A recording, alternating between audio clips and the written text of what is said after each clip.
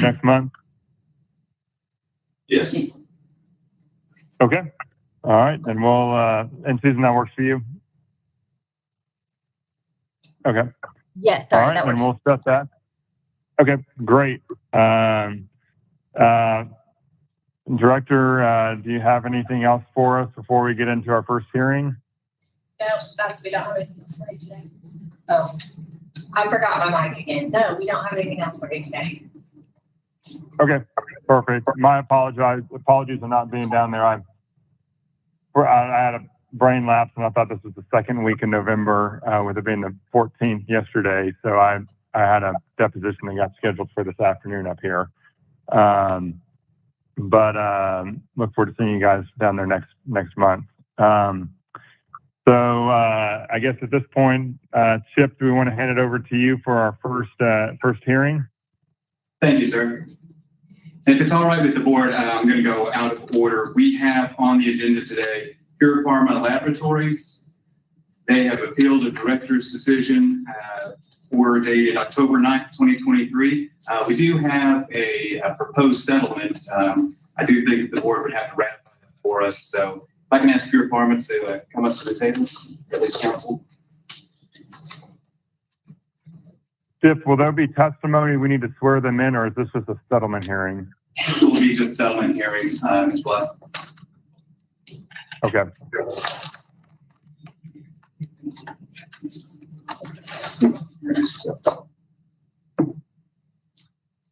Good morning, commissioners. My name is Ashton Metazonigan. I'm with Paul Booth Smith. I'm joined today by Julie Hill from my office and Chris Gibson, who represents Pure Pharma Labs. Thank you for hearing us today. And members of the board, the original director's decision was a fine of $19,450. After discussions with Pure Pharma, ABC would like to make a recommendation to the board to settle this matter for payment of a $10,000 fine, and the remaining $9,450 would be suspended. The balance, Chip, would that be held in abeyance or just totally released? That would be a 90-day suspension. I'm sorry. Okay, so we're reducing the fine by $9,450 and then a 90-day suspension. Suspended the $9,450 suspended on condition no similar offenses in that 90-day period. Okay, makes sense. So at this point, any comment from the board on that settlement? Can you tell us a little bit about the circumstances that led to the reduced fine? Sure. This is a processing facility. They had the main issue that they had contributed to the lion's share of their fine was product and inventory that was misplaced, out of place, and some items that were not labeled. Mr. Gibson and his counsel can kind of speak to reasons for some mitigating circumstances to reduce it, but we did feel like reducing that fine by a factor was appropriate in these circumstances. And just if I may just speak to that, the hearing, the director's hearing, the result in the fine was somewhat abbreviated, and so Mr. Gibson didn't have much time to present his full case and to discuss those issues. Once we kind of outlined some of the issues, labeling issues as far as stickers being on the package, which we had done, the stickers were there, but we've reprinted packages so that the labeling is accurate. One of the misplaced, the charges associated with misplaced or inventory tracking, et cetera, was they came while they were in the middle of processing, and so there's kind of a tertiary gray zone in biotrack. What do you do while we're actually in the middle of processing the product? And so there were those types of issues. I think some misunderstanding in some of the initial investigation, but a lot of it out of packaging labeling, which has been mitigated and corrected. One was one of the charges dealt with cultivators or dispensaries rules around packaging in its stores, but not the rules related here. So there are a number of mitigating factors, and once we outlined what happened during the course of the investigation, we came to a position where Mr. Gibson wants to be accountable for the things that he needs to be accountable for. And very much wants to be the poster child for compliance for you. And so we had a good meeting about what we can do to work more collaboratively with enforcement to help avoid these types of issues again in an industry and for processors themselves. It's just kind of a unique breed within this area to be able to kind of resolve questions on the front end before it results in penalty. I'll make a motion that Christopher Gibson, Pure Farmer, Performer Labs, that we accept the $10,000 fine. With the 90-day, Yes. I'll second it. Okay, all in favor? Aye. Okay, motion carries. Thank you for your time. Thank you all for your time. May we be excused? Yes. Yes. Thank you.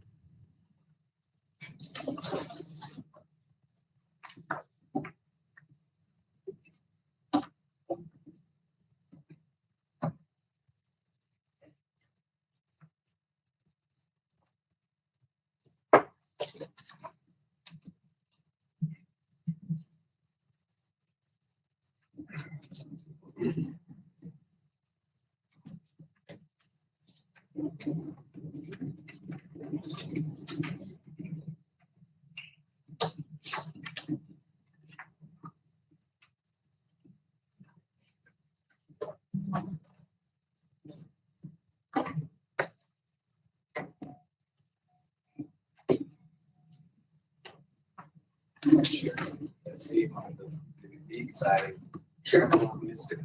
Sorry. I'll get it I find it all. and I'll pass it over. Oh.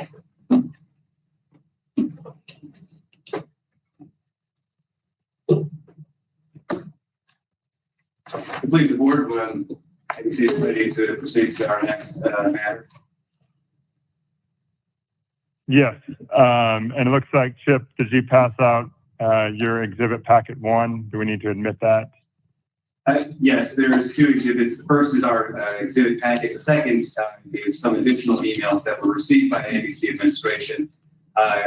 Chairman Blast, Ms. Peacock, since you are not present to receive these, what I'm going to do is I'm just going to cast these up here in a minute, share screen, and that way you guys can see what the remainder of the board is looking at. Yeah. Okay. Perfect. Uh, I was looking for an email, but I'm glad I didn't delete it or something. And members of the board, I did consult with Mr. Singleton prior to commencing this matter. There is one charge that is appealed from the director's decision. Leafology as a separate processing facility, New Day Labs Processing. They received the same violation. It was kind of a weird situation on that inventory tracking issue of 9,237 grams. So both facilities received the same. It's the same material that was lost.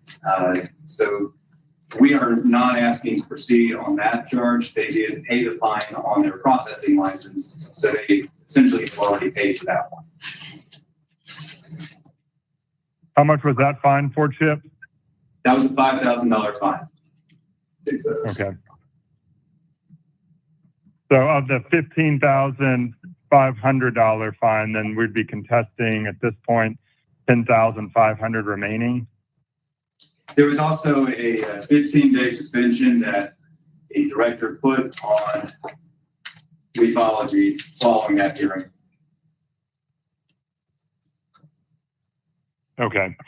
So to clarify on what we're looking at on the agenda, it's showing a fine of the violation order on August 22nd, 2023 of $15,500. You're saying they agreed to pay $5,000 of that, so they would be appealing the remaining $10,500 and the 14-day suspension. Yes, sir. They've already paid that $5,000 fine, so that's been cleared up.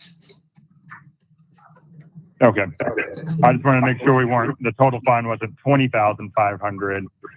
and it's now 15,500, that's being appealed. It's 10,500 being appealed.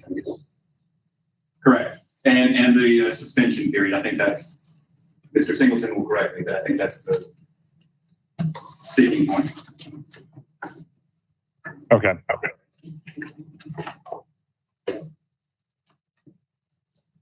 All right. With that being said, and I'm sorry, Chairman Glass, I didn't hear it. Are the ABC exhibits submitted? Yes, you may proceed. Thank you. With that, I'd like to call Agent Allen. I think she is with us online. Yes, I am. Agent Allen, please state your name for the record. Haley Allen, And where are you employed? with ABC, And for how long have you been working with ABC? since November of 2020. Okay. So I understand you were part of a biannual inspection at Beverages back on January 26, 2023. Is that correct? Yes, it is. The one question I have for you is related to the manifest that Beverages is preparing as it relates to their processing facility. Can you explain to the board a little bit about how Beverages is set up? Well, whenever I was looking at their inventory for New Day Lab, there was nothing listed in AR Stems. So I started looking at the cultivator for Leafology's inventory, and they actually had a room that was labeled as a lab room. And that product in that lab room was actually physically located at the New Day Lab processing facility just up the hill from the cultivator, but it was still listed in the inventory for Leafology, so it had not been transferred on a manifest. Okay. And just for the board's and for the record's sake, when you say AR Stems, that is the seed to sale inventory tracking system? Yes. Okay. So the product that was being moved back and forth between Leafology and the processing lab, there was no manifest accompanying those transfers? That's correct. There was no manifest. And typically, that's a requirement of our rules for a facility to manifest any product they're shipping between facilities? Yes. That's all I have for Agent Allen. Agent Allen, Charles Singleton, attorney for New Day Cultivation, and by the way, board, and Mr. Chairman, this is Damon Singleton. This is Damon Singleton. He's also representing New Day today. Agent Allen, are we saying that they should have been manifesting from the cultivation center to the lab? Is that what was that the defect you're talking about? Yes. Yeah, there should have been a manifest from Leafology cultivation to New Day Lab processing. And they didn't have one in this particular instance. Is that correct? Yes, there was not one in the inventory tracking system. Was there some confusion existing there because they were required to get a separate processing license, and the interaction between the processing license and the cultivation license? Was that part of the issue? I believe that was a part of the issue. That I think was something that was discussed with Dorley Chandler. So I'm not familiar with all the details of that. Okay.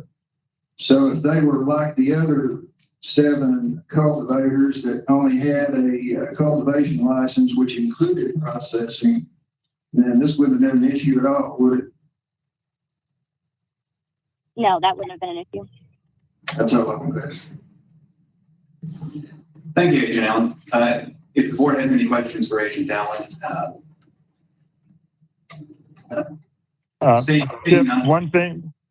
Chip, one thing on a point of procedure we might have missed. Do we need to swear in Agent Allen and anyone else that's planning on giving testimony on this case? Sure do.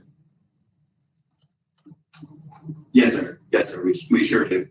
We have. Okay.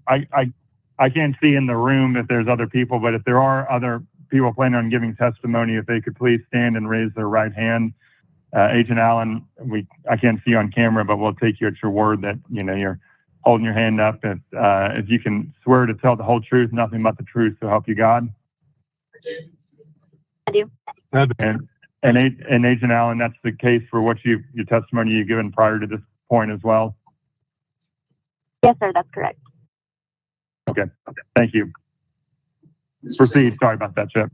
Is that satisfactory for you? Do we need to run through her again? Thank you. I'd like to call Agent Platt. Yes. Sir, would you go ahead and introduce yourself for the record? Senior Investigator David Platt, Alcohol Beverage Control. And how long have you been employed in that position? In this position, about 2 years, but with the overall state agency starting with tobacco control in May of 17. Okay. You were with us at ABC back on January 26, 23? Yes, that's correct. All right.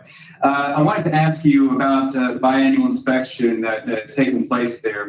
And there were a couple of pictures you'd sent up. I'm going to cast that up so the board members can see that as you testify. But can you tell us a little bit about your inspection and what you were finding physically at their location?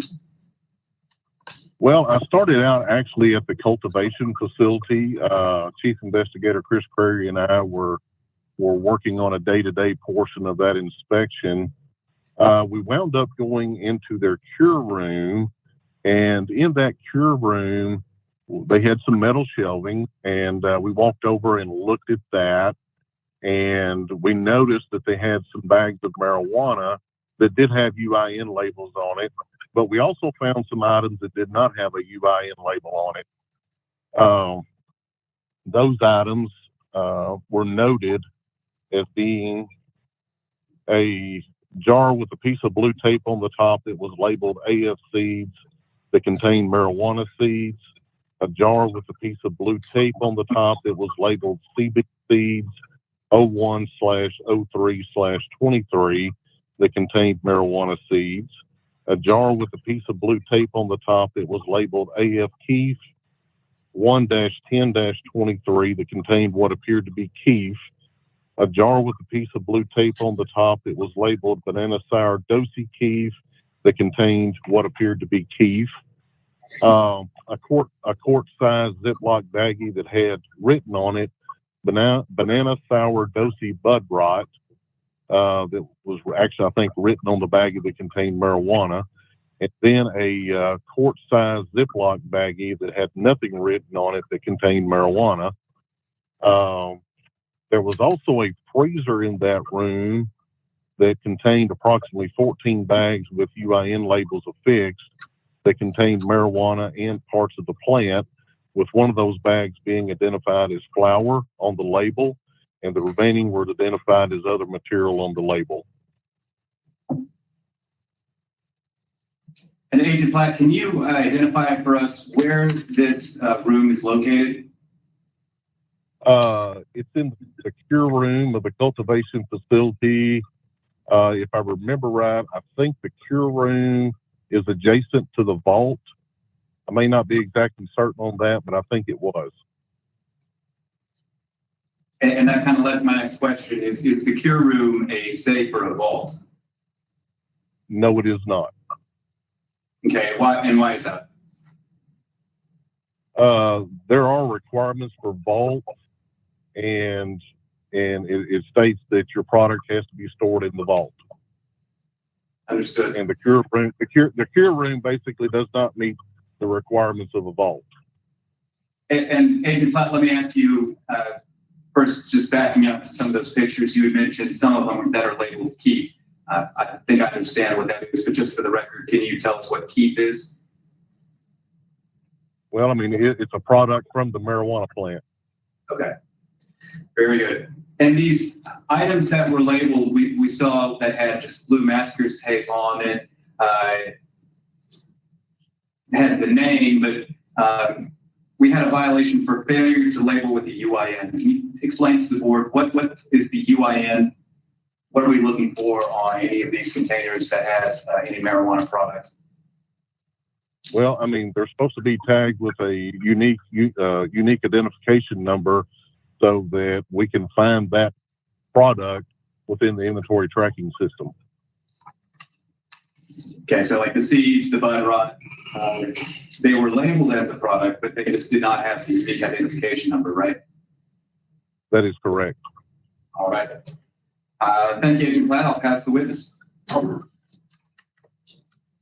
Excuse me, is it Agent Platt? P-L-A-T, Platt? Yeah, P-L-A-T-T, sir. P-L-A-T-T, okay. Agent, there are several different rooms in the cultivation facility, is that correct? Yeah. And there's various grow rooms, there's a drying room, various rooms that are brought into play in different stages of processing. Is that correct? Yes. You saying that these products that you just talked about, what room were they, did you find them in? In the cure room. And the cure room is a stage of processing. Is that correct? Well, at this point, that's a final product, and it should be stored in a vault. The final product, as I understand the interpretation of the regulation just says marijuana shall be stored in a vault. But Yes, sir. And that, the interpretation we were given was that marijuana that has been processed and packaged and is ready for sale is to be stored in a vault. Is that your understanding, or are we on different pages there?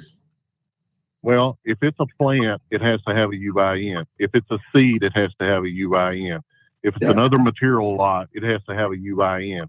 So these products, granted they were seeds or keef or marijuana on some of them, they did not have a UIN attached.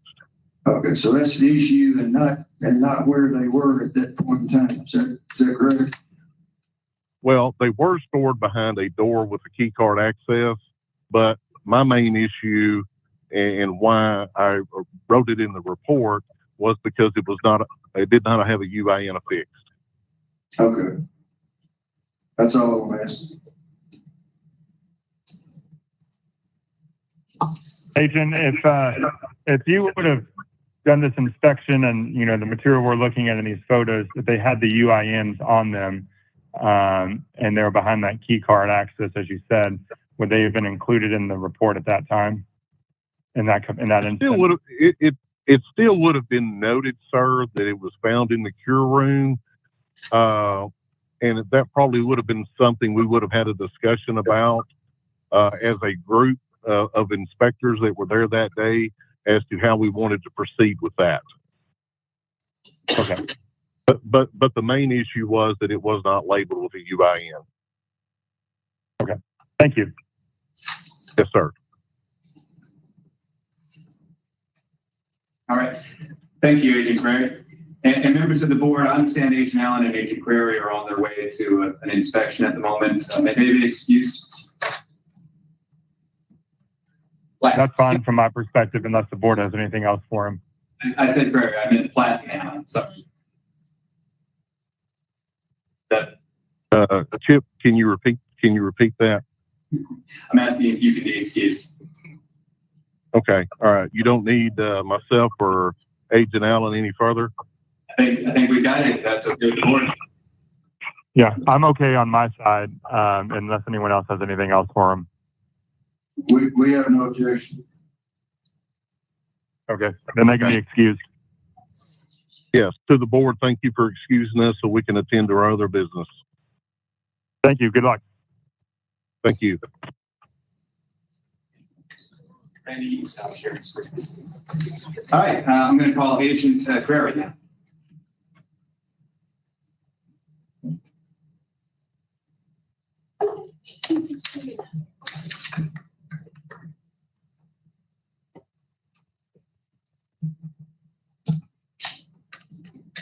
Morning, sir. Good morning. Can you introduce yourself for the record? Chris Prairie, And where are you employed?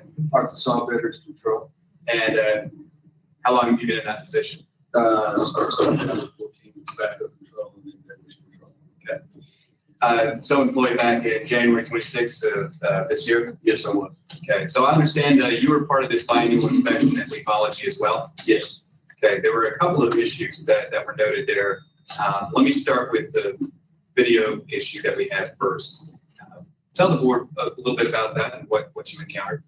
Well, the requirements for video recording of the surveillance videos for the facility are 90-day storage for all cameras. We had an issue in the fall of 2022 inspection that they weren't recording for 90 days. They had more cameras than they had storage capacity for videos. So we talked to them about that in the fall of 2022. And then on this inspection, January 26th of this year, they had installed another server, one server recorded as far back to November 29th, and the other server as far back as December 3rd. So there were still not 90 days of recorded storage as they're required to by rules. And on that day, so you had noted an issue with the odors from the facility. Can you specify a little bit about that? We had started receiving complaints of odors from the facility early in January. And we noticed that day we met at the Hart's Food Store, which is to the east of the facility, several hundred yards. We could smell the strong odor of marijuana at that time in that parking lot. So that confirmed the complaints that we've been receiving for a while. Was there any discussion with anyone at Leafology about the odors at that time? Yes, there was. What was the nature of that conversation? We informed them about the odors, and we had, as we had been inspecting them prior to opening, they had been installing the system, a Mr. system on their exhaust fans, excuse me, from the grow rooms. And they informed us when we had that part sudden freeze in late December that it froze parts of their equipment, damaging it and rendering it inoperable to use.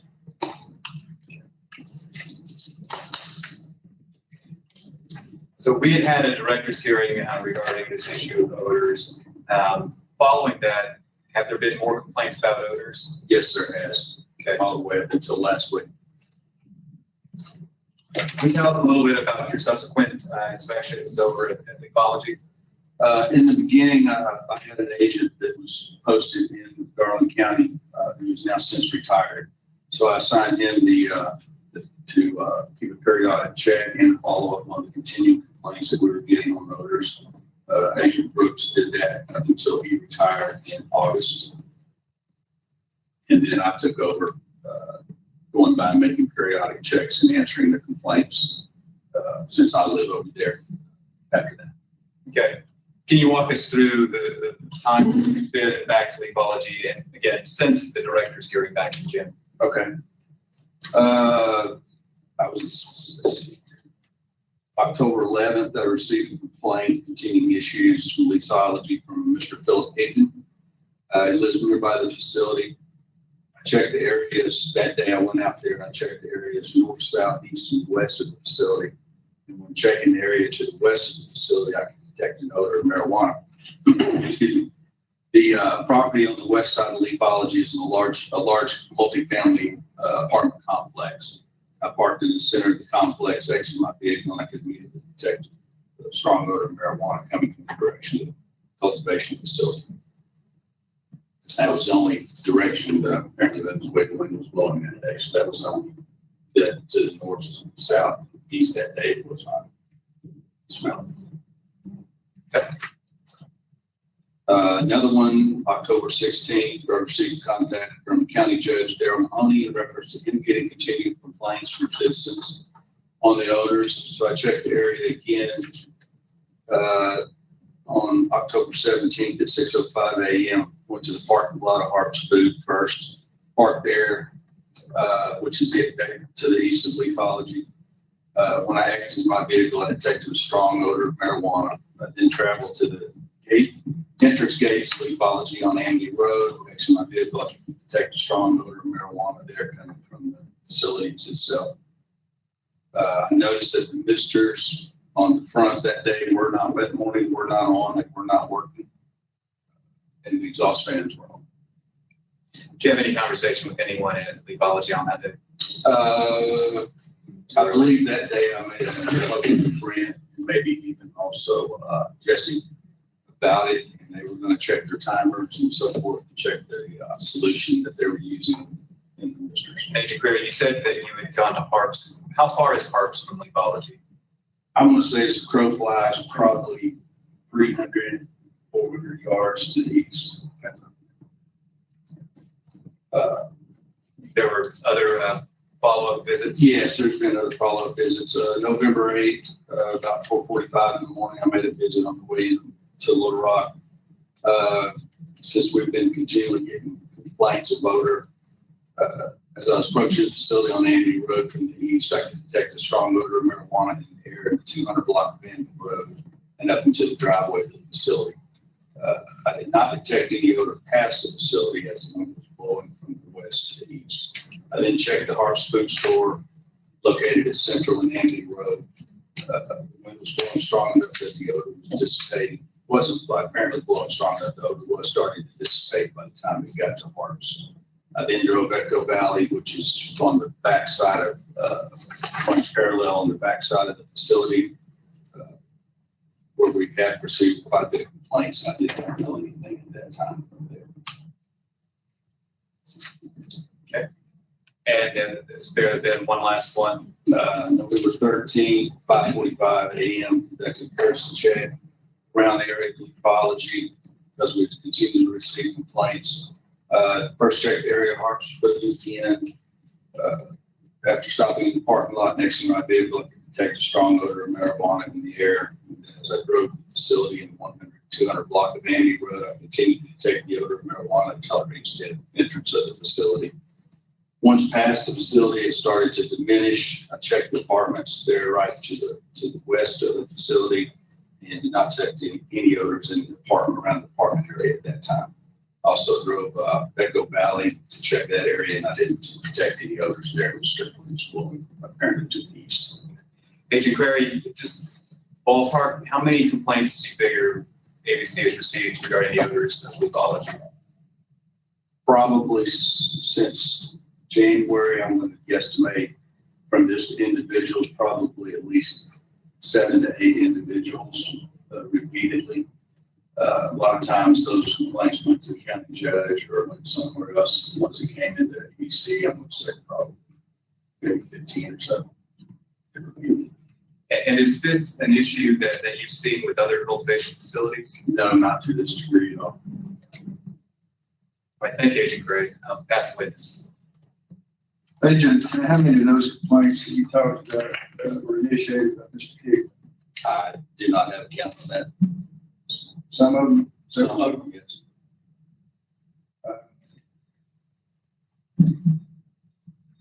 When you were saying that you smelled marijuana, did you go by and look and see if the visitors were working? I mentioned at one time. I would, sometimes they would be working, sometimes I couldn't tell because of darkness. Let's go back to the date, January 26th, when the inspection was conducted there. How many agents were involved? I don't have the cover sheet to me. There was probably at least 5, maybe 6. Could there have been 10, 12? We don't have that many. Already been 1, 2, 3, 4, 5, 6, 7. 7. And some of them went to process the plant, some of them went to cultivation. Is that correct? Correct.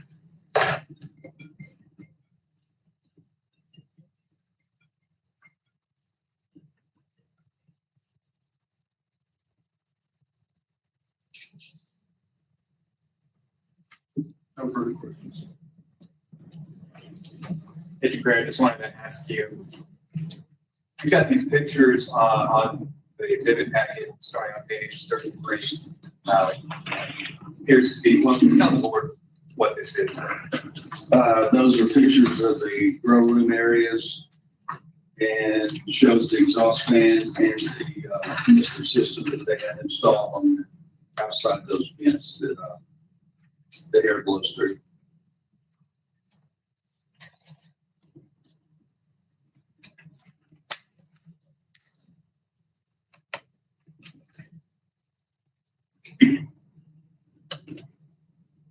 ask, is this the same system that's on other facilities?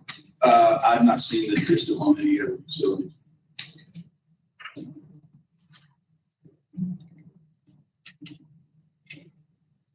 And the solution they say they're using, is that to neutralize smell, or is this Mr. system more for the dust and particles that are coming out? The way they explained it to us is a system that I believe they discovered through one of the rubbish companies, corporations that use in landfills to suppress odor. It's just my understanding and talking to Jesse and Brent, that's what it's designed for. It's designed for landfills to kill outdoor odor. On page 34 of our exhibit packet, we have a closer shot on these misters of a flag tube that's going up. The misting piston goes to the fans. So the idea is that the mist will neutralize any odor that's being exhausted by the facility. That's the premise, yes. Okay. Singleton, that this is an efficient. Agent, this is a greenhouse system, correct? Cultivation system. Grow area. Grow area, greenhouse. Yes. How many other cultivators that have a greenhouse system? Is this the only one? Top of my head, there may be one other. Would it be reasonable to say that a different suppression system would be used on a greenhouse and might be working on another operation? That was going to depend, I guess, on the design of the facility and how its HVA system and so forth works. The other one you say is a greenhouse operation. Who would that be? I'm just trying to find it. Kite plant is? Have you visited one kite plant? Yes, Does it have a similar misting system to what? not to my knowledge, no.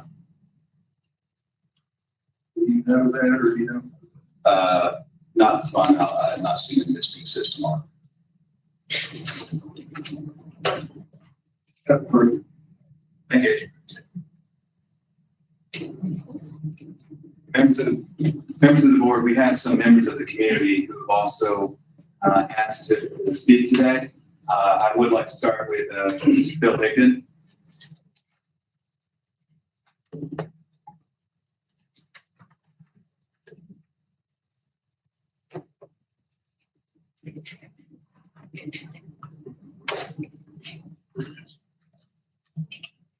Okay.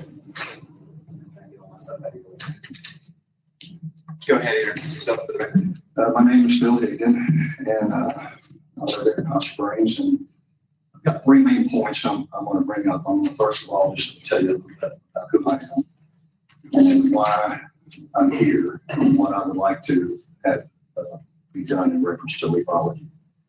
Born and raised in Hot Springs. I'm one of 9 kids. Our father was a dairy farmer. We grew up milking cows twice a day, 7 days a week. I left the farm and went to Fayetteville, joined a fraternity, was a busboy at the sorting house. I set tables, I cleaned tables, I washed dishes, and I mopped the floors in return for free meals a day. So why am I telling you that? I'm telling you that because I'm all about hard work. I'm all about capitalism. And it doesn't give me one bit of pleasure to be here being a thorn in the side of leafology. I want them to be successful. I want them to do well. So why am I here?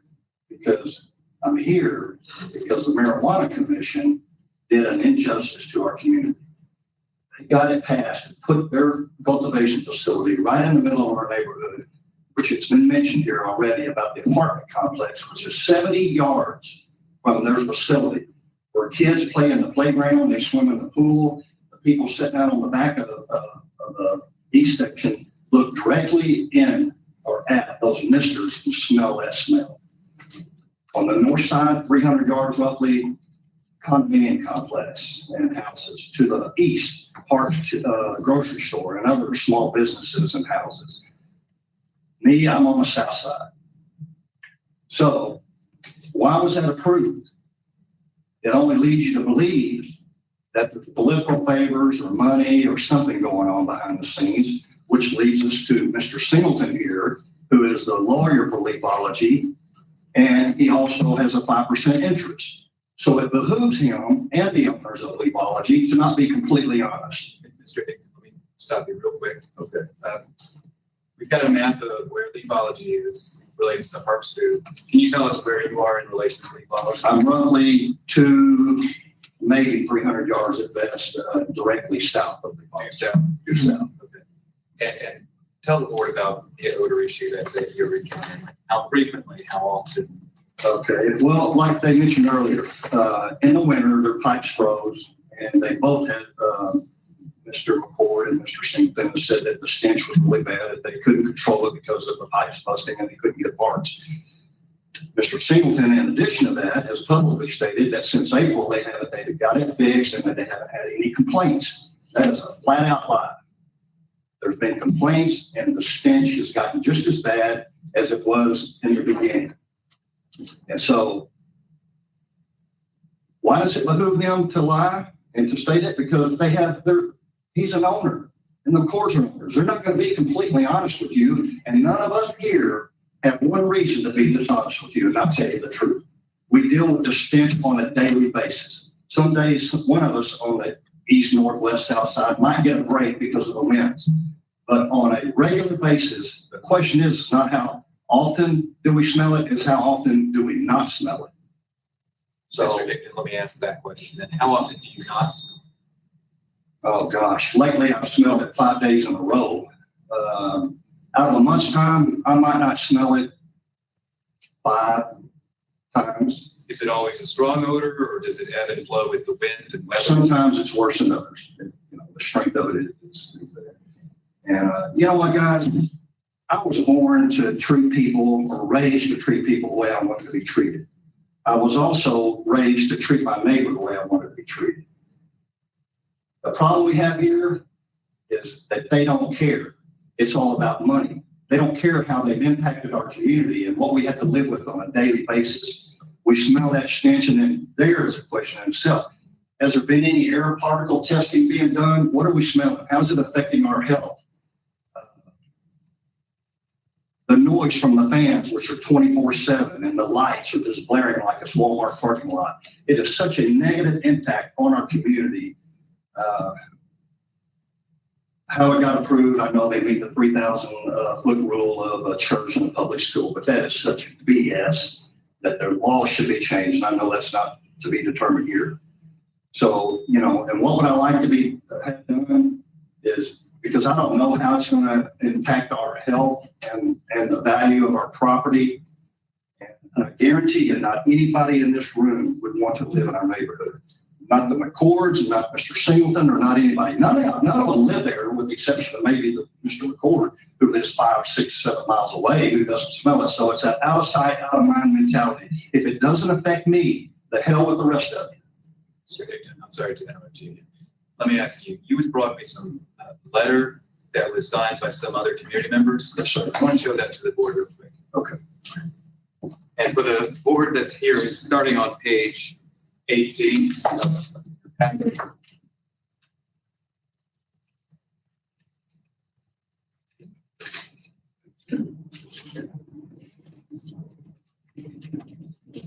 Chip, while you're pulling that up for us to look at, and the board members present are looking at, at the signature pages, correct me if I'm wrong, but as far as hearings in front of the ABC board to this date, I'm not familiar with any that have been brought forth where the, a charge or a violation on an odor perspective. I've toured a lot of marijuana cultivation facilities in this state and other states. And frankly, I've never been to one that doesn't have a very strong odor in the surrounding area of the premise and the lights and the fans. I view it from my perspective as a bona fide occupational qualification that you're going to have these things as part of the business being set up. I'm not familiar with, having conversations on the odor control systems. I don't think we've ever had a case where that's been brought up in front of us. But, unfortunately, we're kind of in a unique position because while we have the power to adjudicate these violations, we are not the board that grant these permits in the first place. And there's not going to be more cultivation facilities with the current legislative rules in place now of additional ones being created. But I would definitely just put on the record that, I think that it's, certainly something that should be considered, what's in the surrounding area of this location. Be that as it may, the permit is in place, and I don't know of a way that, anything can be done. The buildings that are there, and I'm sorry for the community that has this, going around them, but I don't know of a way that you're going to be able to get it ever in a position that the neighbors are going to probably be happy, either with fans, lights, and this missing system that I don't know anything about to this date. And Chairman Blast, I can speak a little bit to that. Our rule for a cultivation facility is that the cultivation facility shall ensure any odors arising from any stage of marijuana production or disposal are not detectable by the public from outside the cultivation facility. So some of these facilities that you've probably been to, they have perimeter fencing, and so the public is not anywhere near. And to the extent that there might be any odors dissipating out of the facility, those have completely dissipated before the public has an opportunity to detect those. So other facilities are candidly a bit more remote. Beverages is a little bit unique. They are in the middle of town, essentially. And so we have not had this violation for another cultivation facility. We've had dispensaries that had some issues with their neighbors and odors coming out of their store. But Beverages is unique here. They're unique in their location, but also they're unique in the strength of the odors. We've not had this issue, 300 yards or more away. And I think some of these witnesses are here to testify about just exactly how far away. But Beverage is unique in that respect. Mr. Chairman, I think I need to respond a little bit there to what Chip just said. This is not in the city. This is in the county. It's close to the city limits, but this is in an area that is not zoned. Commercial enterprises are, strewn throughout. There are very few residences around the facility over there. As far as additional issuance, this is set out in the amendment in the Constitution. There are no restrictions other than 3,000 feet of private schools, churches, and daycare centers about where these things could go. So it could have been right in the middle of the city. It could have been downtown Hot Springs if it was zoned properly. But the Marijuana Commission had no guidance except what was in the constitutional amendment.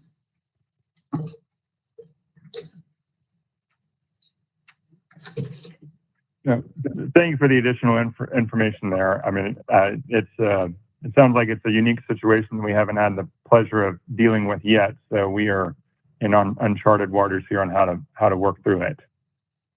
Mr. Bless, may we proceed? Yes, sorry. Thank you.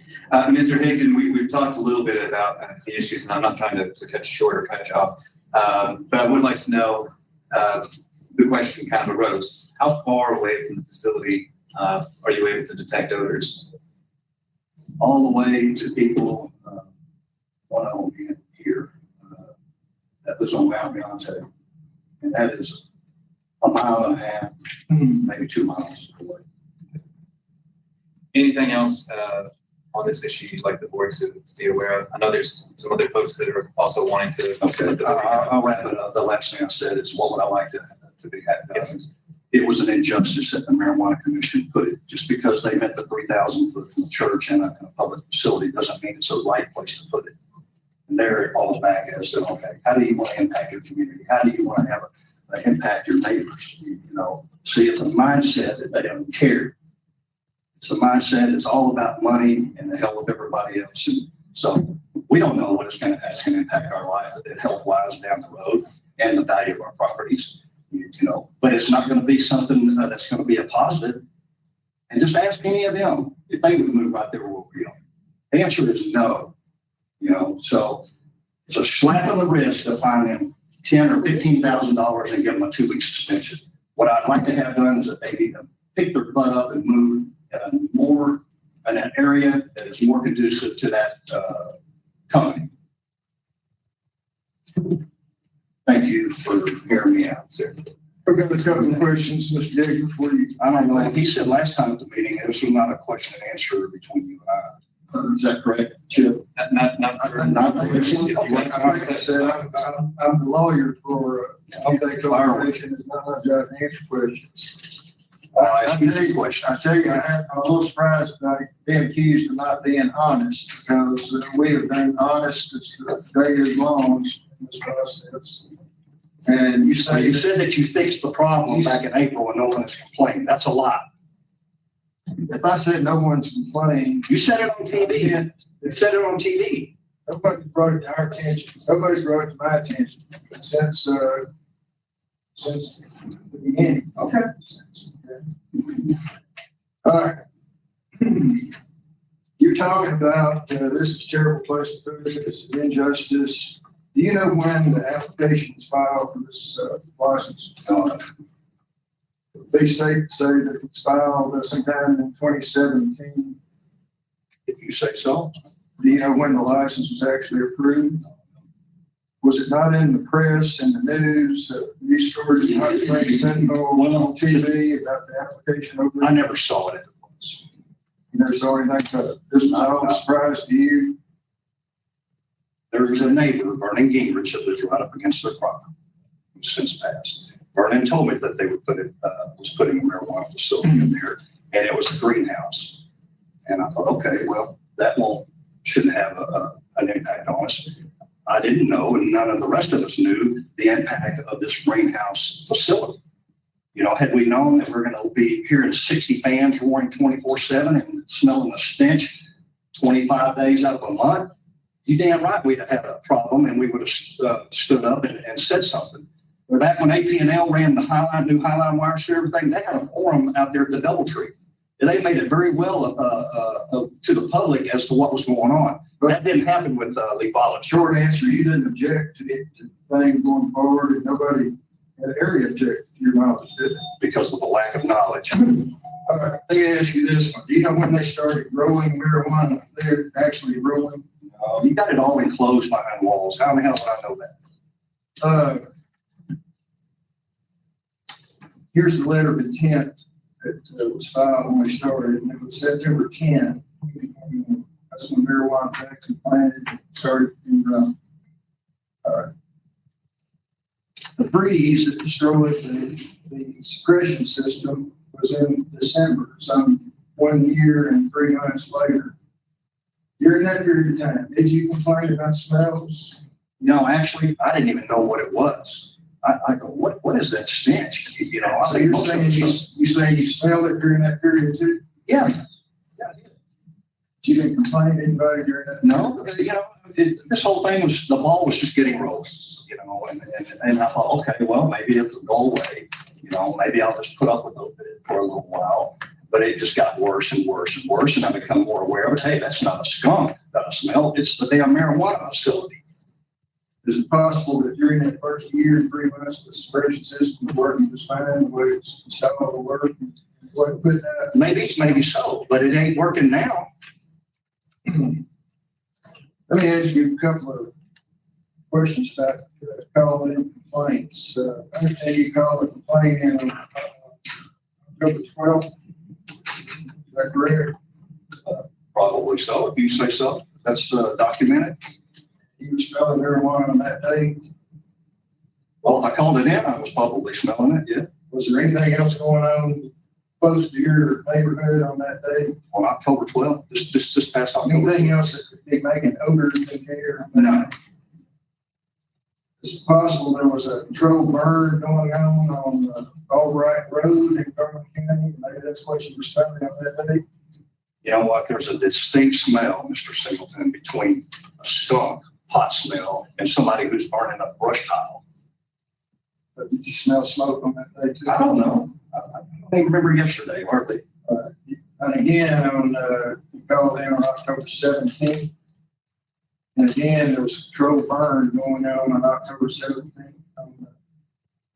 6191 Central Avenue. Control burns out there in that area consist of wood, But it puts out smell, puts out smoke. not that small. And the thing is, if you think that we're the only ones that are complaining, try to go to an apartment complex and get all of those people to come here who would like to come here. But number one, they're working. Number two, they don't want to get involved. They're just hands off. You know? And then across the street on the condominium complex, most people are just there 1 weekend a month or 2 weekends a month. So they're not there to complain on a regular basis. So I mean, we are lacking the amount of people that would love to be here and speak up against the effects this stench is having and the noise is We're having. going to introduce a support petition here in a little bit from residents of that apartment complex. They say they don't smell anything. They haven't since back in the spring. Okay, let me give you one example. They're going to, Channel 7 came to my house and interviewed me, and we were in my front driveway. There was no smell. They go, we don't smell it. I go, you're right, because the wind's not blowing right. I said, follow me around. We went over to the apartment complex. They videoed it, and they go, whoa, yeah. So depending on where you are at that time, on that day, which way the wind is blowing is when you're going to smell it. The fact is y'all can't control the smell. And we're not going away because you can't control the smell. And guess what? We don't even have a lawyer yet.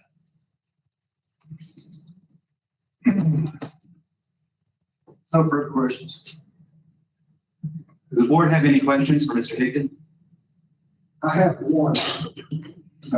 I have a question. My question is- Sir, you signed up to speak. I'll let you come up here and speak in a second, but I'm not here to have you ask questions for witnesses, okay? Okay, no, I just wanted to know where I go to sign up to speak after my brother speaks. Yes, sir. We got you.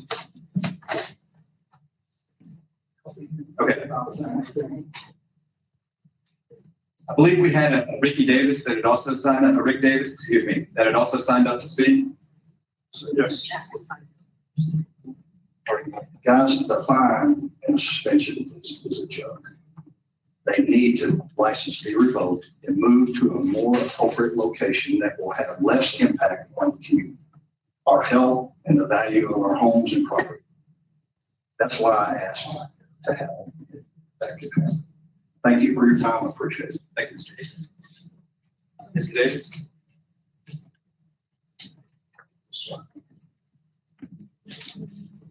Good morning, sir. Good morning. Go ahead and state your name for the record. My name is Rick Davis. We live at 619 Auburn Road, which Bill's talking about. It's up on the side of Mount Briante. Basically, we smell this on a regular basis. Depends on the wind, the humidity that holds things down close to the ground. Basically, it's a pretty good distance away. But let me put another aspect on this deal. When all this was being selected in 2017, I think you said, I was county judge for Garland County. There was a lot of these different companies that came to the county and wanted to speak and present their company and trying to talk to the quorum court and those kind of things. Most everybody that was pursuing a growing facility had locations that were out of the residential commercial area of Garland County. I'm not sure how this permit got selected for this location. It's right in the middle of some of the highest priced property in Garland County. Acreage out there basically it's around 22,000 per acre for large tracts of land. This also affects the lake property, which is some of the highest valued property in the state of Arkansas. This was not a good location for this facility. And how it got there, I don't know.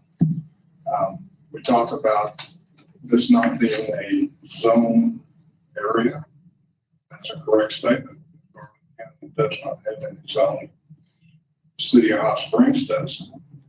That's within their 1 mile jurisdiction, which probably should have been addressed by the City of Hot Springs, but it wasn't. I didn't realize this as county judge that this was going to be place this was going to be put in. One of the things about Garland County that's unique in one thing is because 70% of the population is outside the city limits of Hot Springs. So we're looking at not a rural county setting, we're looking at a very dense populated county setting. So I guess the thing about this is the three ones in the law, sight, sound, and smell, they're not abiding by any of those. So whether you can do anything or not, they may meet the requirements for the church and the school. They don't meet the requirements for the sight, sound, and smell. And there needs to be serious consideration about potentially seeing if they can't move it, or if they don't fix the problems of sight, sound, and smell. There's got to be some resolve to this, whatever that is. Mr. Davis, can you explain to the board, how far away do you live from the facility? In line of sight, we're probably close to 2 miles.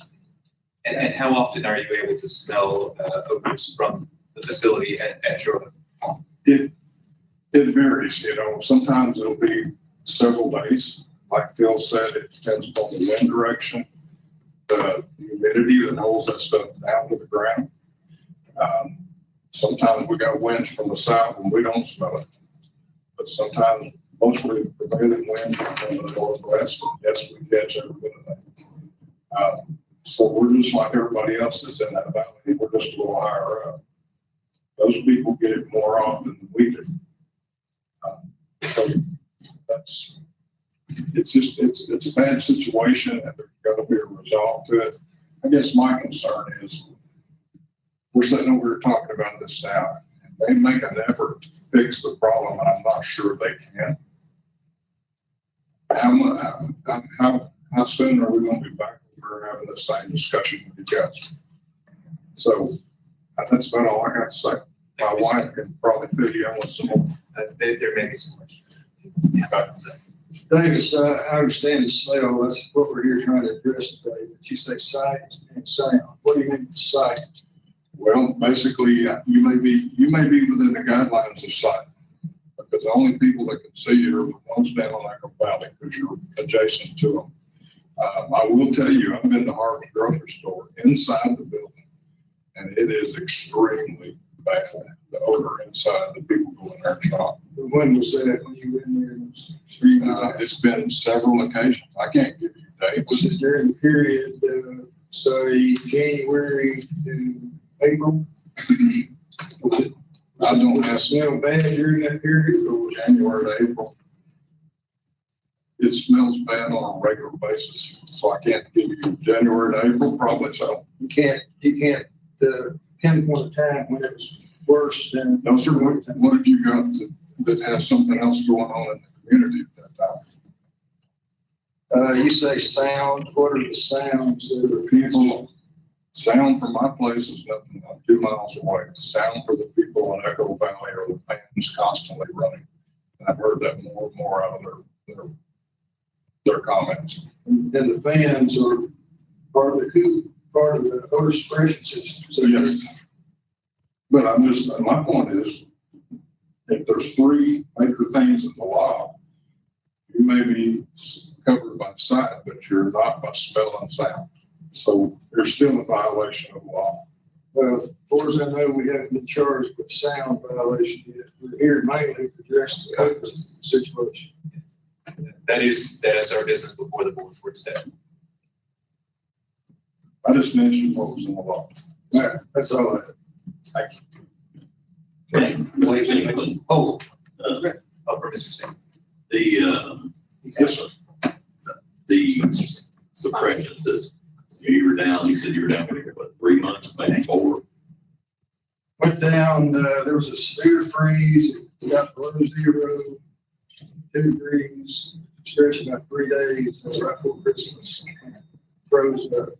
And took them, a few weeks, 2 or 3 weeks to figure out what had gone wrong. They started smelling the smells themselves. they'll tell you today that they had an odor situation. They started looking to see what had gone wrong with the system. They started finding frozen pipes, busted fittings, and started trying to replace those. But then again, in late January, it came another horrible cold spell. And it pretty much busted every part in the system. They replaced 500 and something different components in the system. But that fix, finding those parts and getting that fixed took them until, they'll tell you here in a minute, but probably late April. It was fixed and they thought everything was fine. But if people were making complaints, I don't think they were making to them. So they thought it was fixed. They thought it worked fine from the date September 10 till it froze in December, which was like a year and 3 months. They weren't getting any complaints. Nobody said anything about the smells. I assume the busted fitting were the ones outside of the greenhouse. No, it was, they can explain it when I put once testimony. There was fittings in these vent things you see sticking out. There's spray nozzles, there are pipes, there are couplings, all kinds of things. But nothing really specialized. Well, it's specialized in the sense that this thing was built from components from Holland, Netherlands. And when they started trying to find parts, they were trying to get them from the Netherlands, and it took longer than you might think that should be to get parts. But they got them over a period of, say, a month or 6 weeks. They gathered all the parts they needed to fix it. It took some time to fix it. I got a follow-up question to that. Steve, is that okay?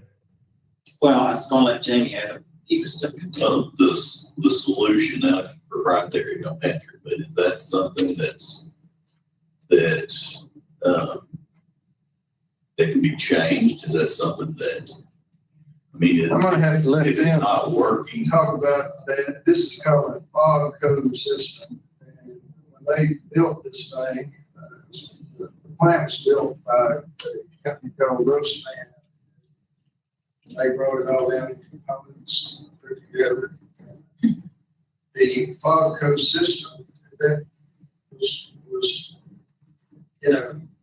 represented them the best system out there in the country, and it's in cultivation facilities around the country.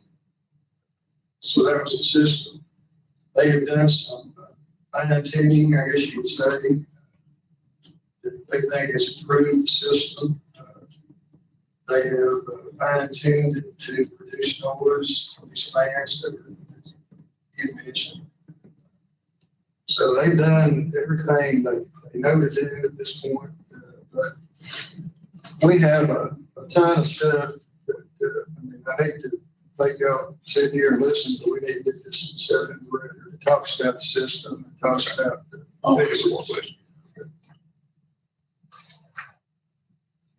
And we'll do that when they continue this meeting.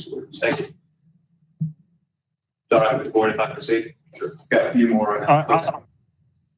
I got one follow-up question, Chip, or just question statement. So it sounds like last year the system wasn't ready for hitting a cold weather snap, and you had some freeze issues and delay on parts coming in. We're heading into the winter months now here real quickly. Jamie asked what you've done to make things better. What I heard on the phone was, well, it's the best company out there doing it, but at the end of the day, it's your responsibility as a permittee to handle the smell. So have you ordered extra parts to have on hand if you have lead time issues, if you have another break? Have you made a design change where the system can be flushed with air, winterized, just like an irrigation system if you have a cold snap coming in? Because now that you've fool me once, shame on you, fool me twice, shame on me, you know that you're going to have the same issue coming into the winter months. And if you don't have the parts either on hand to replace or a way to winterize it, there won't be, speaking from my perspective, I won't have much sympathy on a 6-month delay on getting the parts in, because at this point, you're at risk of it freezing, and we get freezing weather in Arkansas. So have you made, what has been done, just putting you on notice, like if it breaks again this winter, there won't be any leniency from my perspective on a long delay on getting parts in. It's your responsibility to either stock the parts if your maintenance provider can't do it, or rebuild a new system or something. Because as the law stated, you do have to be good to your neighbor, and it sounds like that's not happening. I think I'll respond to that briefly and let them follow up here in a few minutes, but they do have replacement parts in stock. They bought extra parts when they fixed the system, but the people that put the system in didn't put any heat tape on the components and pipes. So they have installed heat tape that's going to keep these pipes freezing in the future, and that's been the major fix that they've done. They don't think it's going to freeze. Okay, thank you. That's all I had. Sorry to delay, Chip. Please proceed. Hey, Chip, we all understand that there's a smell problem. And I know the next testimonies are going to still be about the smell, but if there's anything additional to add to that, I'm really sympathetic to the smell, and I understand that. But just repeated, several people saying the same thing. Yes, sir. As long as we don't have repetition, is what I'm saying. I'll ask our witnesses to kind of condense down their testimony moving forward. But I would say to the board that a lot of these folks have waited a very long time to come here and to state their concerns. So I would like to give them the opportunity to state those to you, so they essentially can make that. Let me ask Ms. Denise Davis.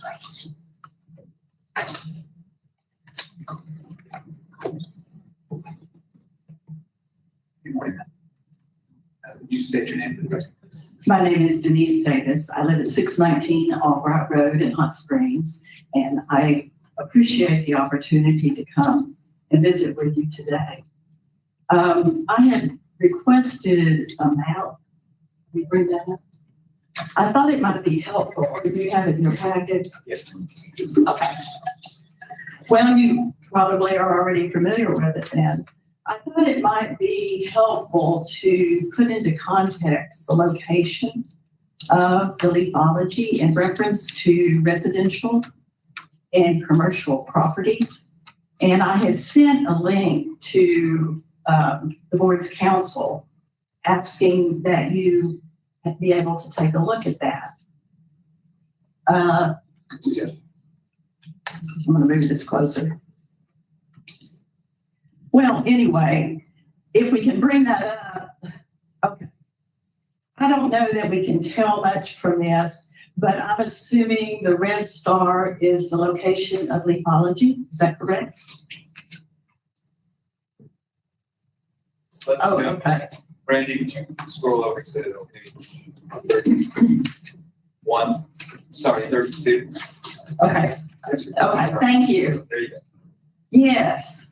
Okay, and I'm not sure what scale this map is, but I think you can see the area, and there's a lot of green area around leafology. However, the actual distance of that green area and red, well, is not that far.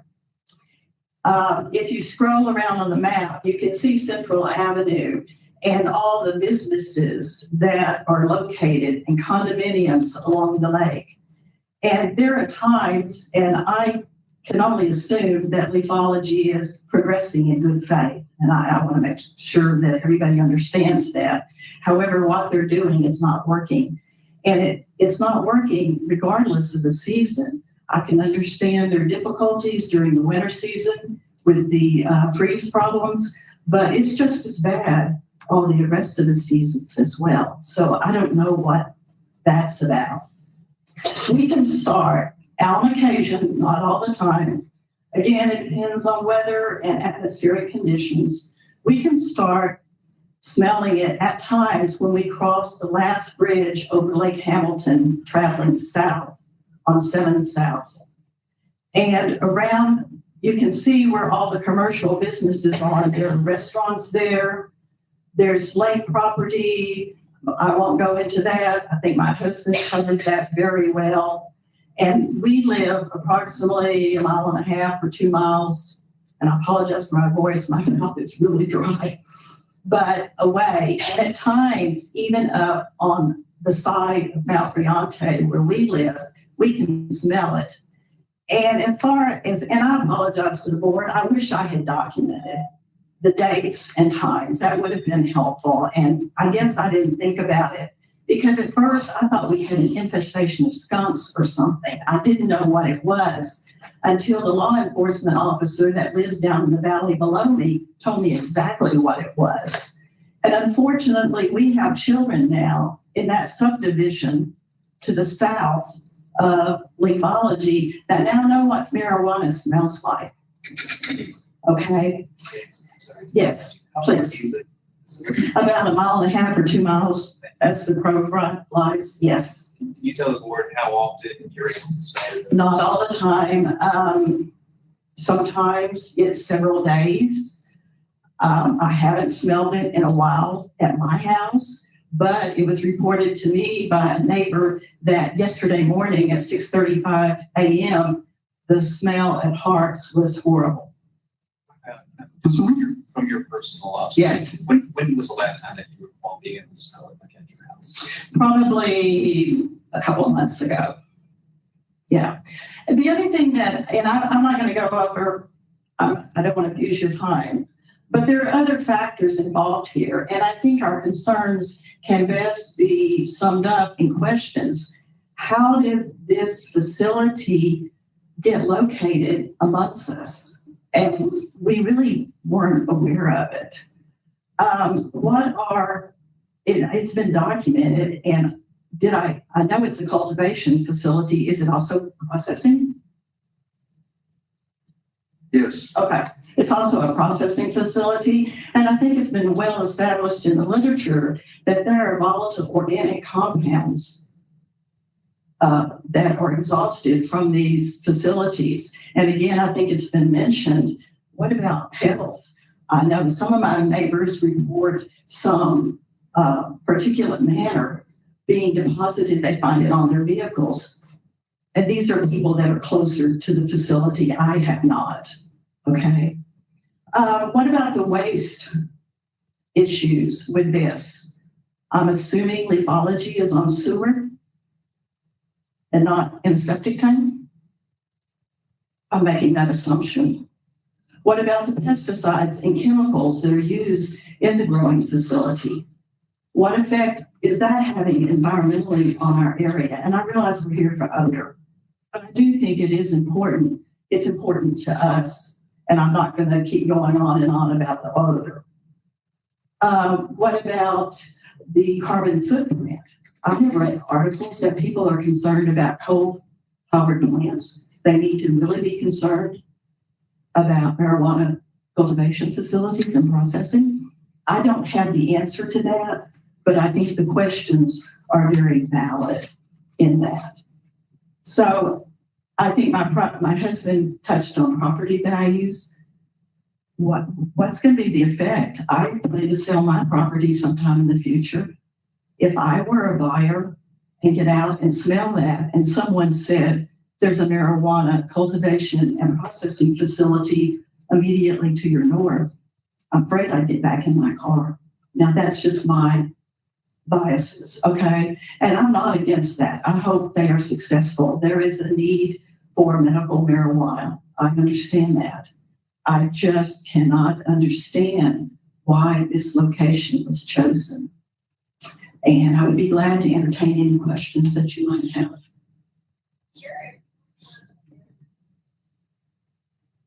No questions, Russ.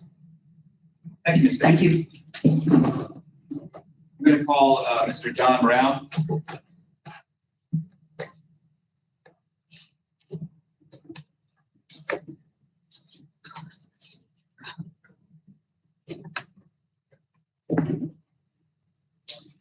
Morning, sir. Good morning. My name is John Brown. I live at 190 Echo Valley Road, which is probably as close as any of my neighbors are because the plant's right behind my house. So I won't bore you with all the other complaints, all the complaints that have been mentioned so far. I would agree with those. The one other complaint that I have is I'm also an entrepreneur. I run an Airbnb at my home, and I have had quite a few complaints about two things. The noise, which is always at my place, is probably the loudest, for any of the properties around because I'm one of the closest. And the other one is the smell. They're asking me, what's that smell? Oh, that's just a skunk. But, I can't really, in conscience, keep telling people, well, that's a skunk. It's not a skunk. I'm sure that some of the people that I have there probably already know what it is. So I guess that's about all I have. That was the only other thing that impacted. I mean, all the things that they said impacted. I'd like to add that the health problem, I'm not sure about, if it is a health problem. I've been to the doctor with sinus and also other respiratory problems, and not sure the smell from the plant is contributing to that. Since I don't have a way of testing the air to see just what's in it, I can't really testify to whether or not that's the problem, but I'm just saying I can document the problem that I have to breathe. So, Mr. Brown, how far do you live from lethology? Wise. Probably 500 foot. And the odors that you're detecting from medical marijuana, how often? Is it daily or weekly? Monthly? How frequently are you able to detect that? It's pretty much on a regular basis. About the only time that I get a break from it is when we get, a good strong breeze, southerly breeze that will blow the smell away from my house. But other time, just about all the time, if there's not a breeze, I don't have a smell it because it's. I have my home is a little bit, about 200 foot away, but I have a shop that's about 100 foot from the facility that I store my cars and other things in, and I work out at the shop. And so it's really bad up at the shop where I work. Has the smell gotten any better the last few months? No.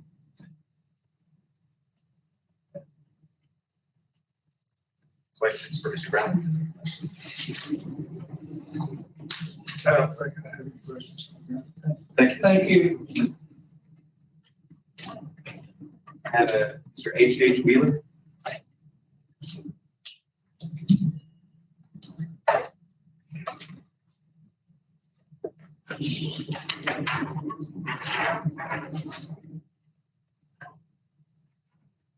Morning, sir. Good morning. Henry Wheeler, 178 Echo Valley Road. I live next door to John Brown. I'm just across the fence from Beverage. Not to beat a dead horse, but unless I have a strong southerly breeze, I smell that every day. I do have particulate coming from their exhaust onto my car, which sits out. It's not in a garage or a car. And I too don't know what's causing my health concerns, but I suspect.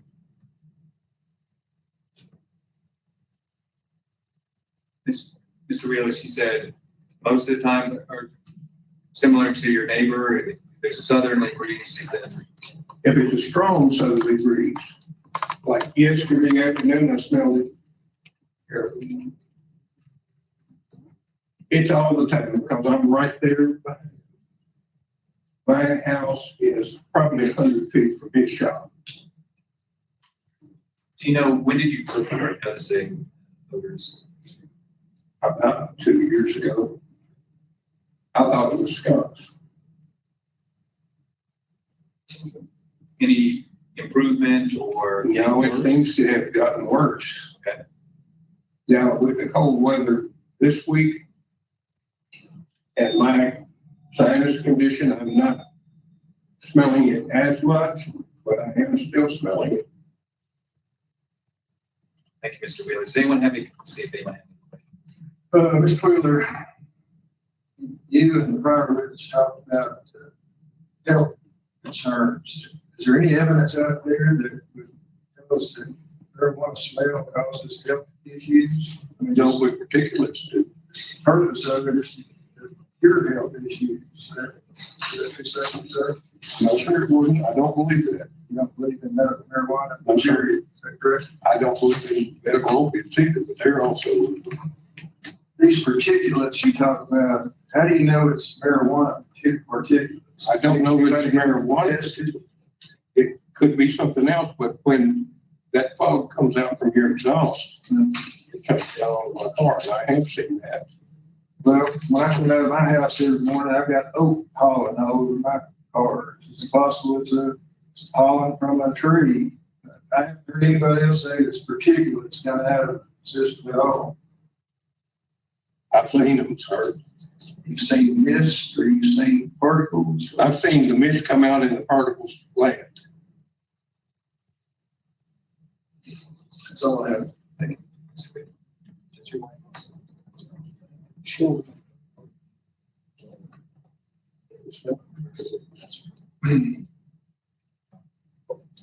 Beverage.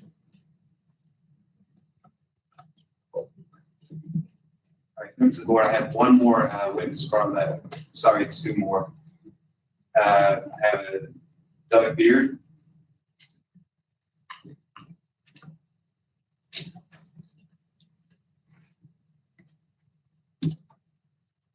Morning, sir.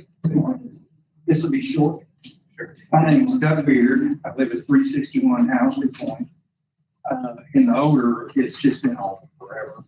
Somebody say there's no odor, it's just a process. My wife has COPD and it is documented. Doctors, she can't go outside. Not at all. In the mornings when I get up, let the pets out. I walk outside and the odor is just awful. Most of the time I turn around and go back inside. I think the odor issue has been established. Really, the main thing I want to know, if we do find them in contempt and something needs to be done, is there something mechanical that can correct the problem that we don't smell anymore? If you can do that, I'm good with it. That's the bottom line. That's all it takes. That's all I got. How often do you smell it? You know, it's the wind, like everybody else has said. Yesterday morning it was awful, but you know, when you drive by there, and you know, all of us here drive by there constantly, I'll make sure my windows are open. You know, every day. But to say for sure, you know, I'd say probably 70% of the time, if not more. How far do you live from the facility? 2 miles. And you're able to smell it from your home Oh, yes. Yes. daily, weekly, monthly? 70, How long? 78% of the time in home. Where are you in relation to the ecology, to the north, south? I would be to the northwest. I'm on Lake Hamilton. It's about 2 miles this way. Right. Right. Yeah. Okay. You shop at the Harps. I do. You do. It's awful. You smell it at the Harp. Yes. Smell it inside the Harp. I have not, but I'm sure somebody inside, but outside, so most of the gentlemen next door to it, I don't see how they stand it. It's that bad at my house, 2 miles away. I was in gentlemen who live there that close. I'm not sure how they tolerate it. It has changed our lifestyle. You know, when grandkids or families over there, the first thing they ask is what's odor? And probably do their best to stay out of it. It's really bad. I know I do. Is there from ABC board, or I'm not sure who it would be, they can really measure? Are there measurements on the odor? We don't have the machine that I'm sure that it exists. I know that it's out there. We do not, so that's one. I know the scrubbers in Pine Bluff or Redfield, they had, I guess at the time you call it drones, now they collected the air. And then they take it back to the lab and reevaluate and analyze what it was. So, And has this odor gotten better, worse, or stayed the same over the last several months? Worse. Over the year? constantly getting worse. Yeah, constantly. I can see it since, I guess since it was broken, even getting worse than that. So, anyway, bottom line is I just want to know if the board recommends something be done, if it can be fixed. Don't have any problems with it if I can be fixed, if it can be fixed. Any questions for Mr. Beard? Thank you. Thank you, Mr. Beard. I have one last witness, Mr. Tom Higdon has signed up to speak. Mine's repetitive, so to answer the question, So thank you, Mr. Higdon. And thank you, members of the board. That's all I have for ABC.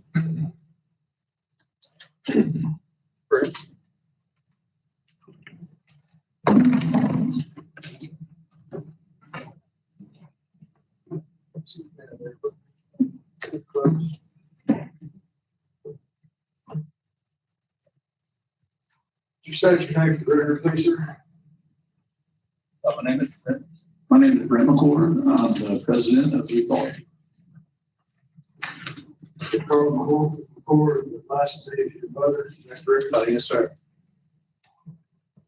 You are also the facility manager. Yes. When was the construction of this project started?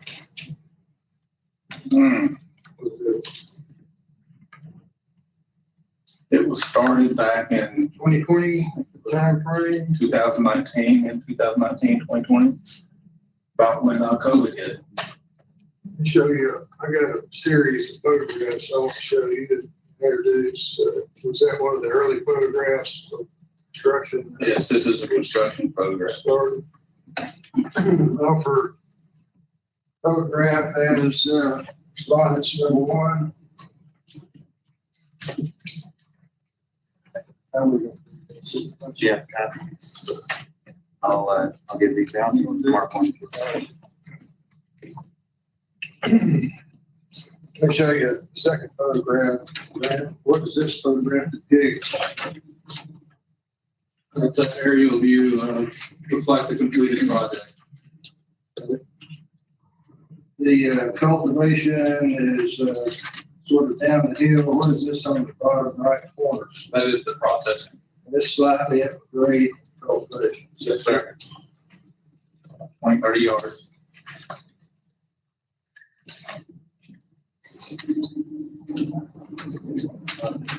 Has this been entered into the record? Offer that picture is number two. I'll show you another picture. Describe, if you would, what that represents. This is a picture of the outside of the actual greenhouses, depicting the fans and the scent mister rings on the external portion of the fans. That's the misters that we talked about. Yes, sir. kind of the peak of the roofs of all these. Well, they're the little round circles, that are on the outside of each fan. This is another photograph, basically the same thing, is that correct? Yes, sir. Just more of More of it shown in this photograph. Yes, sir. Off of this photograph, it's fondness.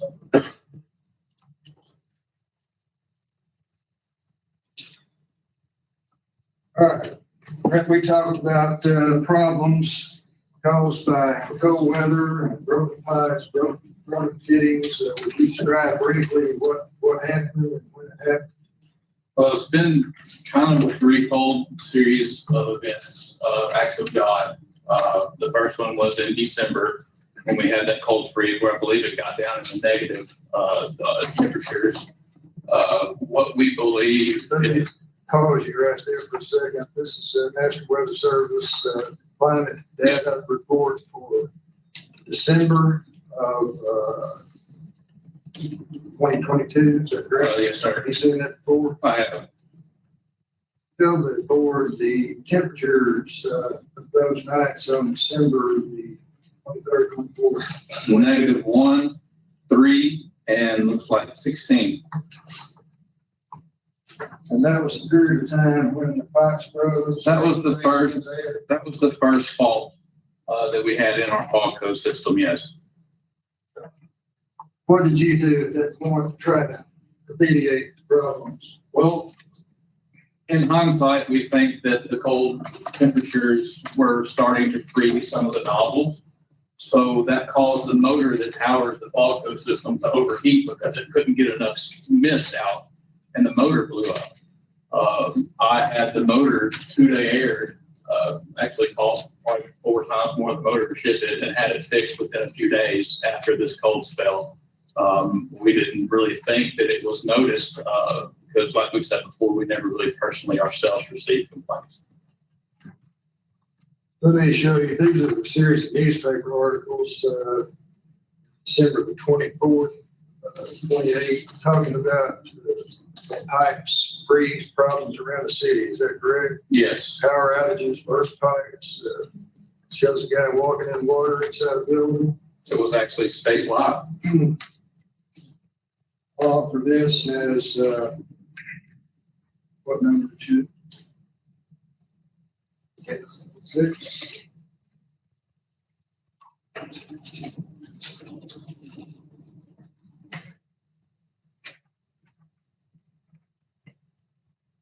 Another similar article, is that correct? Yes, sir. Same period of time. They both are. Damage all over the town, frozen pipes everywhere, schools closed. Is that correct? Yes, sir. Off these are 7 and 8.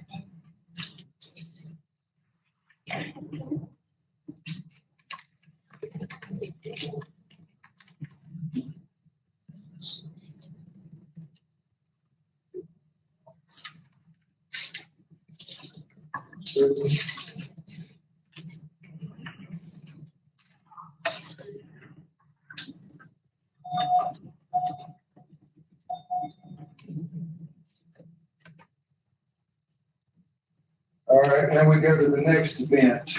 The next freeze was January 30, 2023. Is that correct? Yes, sir. Is that the freeze that kind of finished off your processing?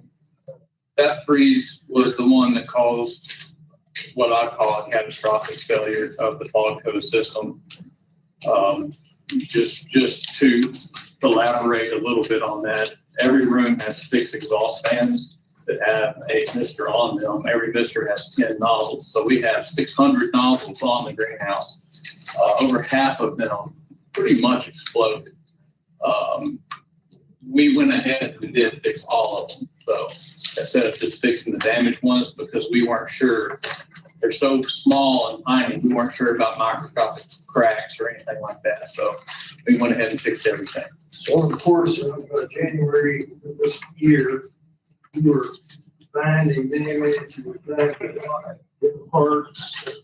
It was a little overwhelming, yes. We sourced a lot of the fittings from inside the United States. Well, I say a lot. There's like 20 or 30 of them we could find inside the United States. The rest of them we did have to go overseas for. We were not prepared for that. The people that built the place, they recommended us hold about 50 fittings in case of failure, not 500.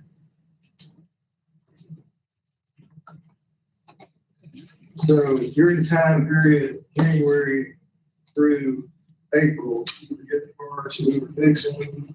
We were, and I really don't think that it was completely all the parts were put on. So it could have been, I think it was May. At that point, did you consider the system repaired, working as well as it worked initially? We did. We actually added some things to it too. We added new foam. We added the heat traces. We tried to upgrade it as much as possible. I think the chairman asked a question earlier about, or somebody did, about misting substance. Yes.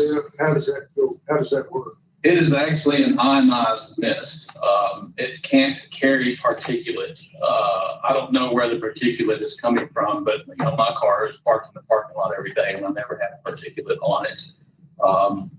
It's basically an ionization system. It takes a mixture, ionizes it, put it in the air, and it eats VOCs, which are the odors that the marijuana create. But sometimes, it takes it a minute as the mist comes out, air comes out. It might take 10, 15 feet for it to, fully work. But it is a ionized product. It's not anything heavy that lands on cars or anything like that. And honestly, we have found the product. We traced it all the way back here to Fort Smith, Arkansas. They have the state contract with all of the waste dumps. It's a company out of Fort Smith called WaterTech. And it is a 100% organic and safe product. It can get on the plants. It will not cause any kind of test failures. It has been proven. When you were deciding which odor suppression system to use, did you do research, check around? We did. Considering the fact that we are a greenhouse, and what a greenhouse is, just to elaborate, it takes in the outside air through vents, it passes it through a wet wall like a swamp cooler to cool the air, then through the greenhouse and then out the exhaust fans.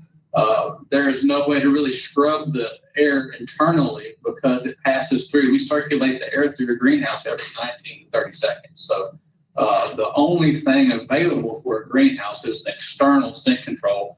Falco is the #1 scent control for greenhouses in the country.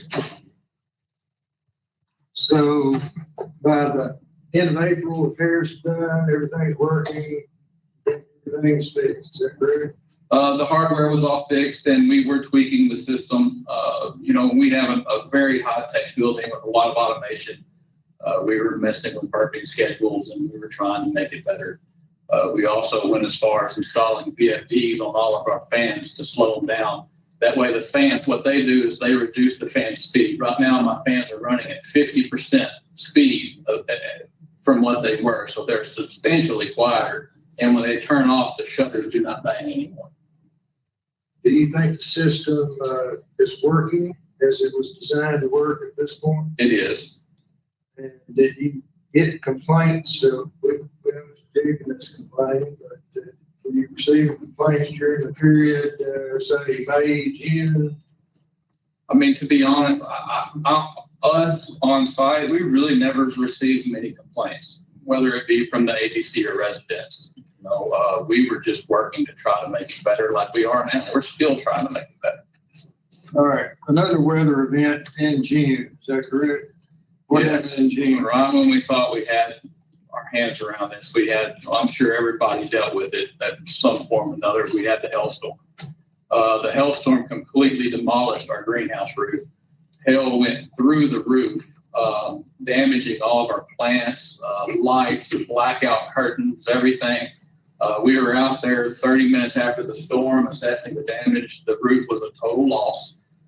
We did have to replace our roof. The panels that had holes in them, there were quite a few, we instantly got up there with some used panels that were not used in the initial construction. And we just put these panels over the ones that had holes in them, trying to keep bugs out and odors in. But I did notice while I was on the roof, most panels were it's 2 layers with corrugation between them. They were cracked. And I mean, that hailstorm just beat it to death. Do you think you had some odors possibly? Oh, I think Sticking down the roof during that period? no doubt. 850 panels. These are some articles that talk about the hail and all the damage, and baseball size hail. Did you have baseball size hail coming through your roof? I mean, some of the holes, a lot of the holes in the roof were bigger than baseball. I don't know if that's due to the size of the hail or just the impact, but it was pretty bad. There was a moment there where I thought it was over. Over these is, I believe, 11, whatever it is.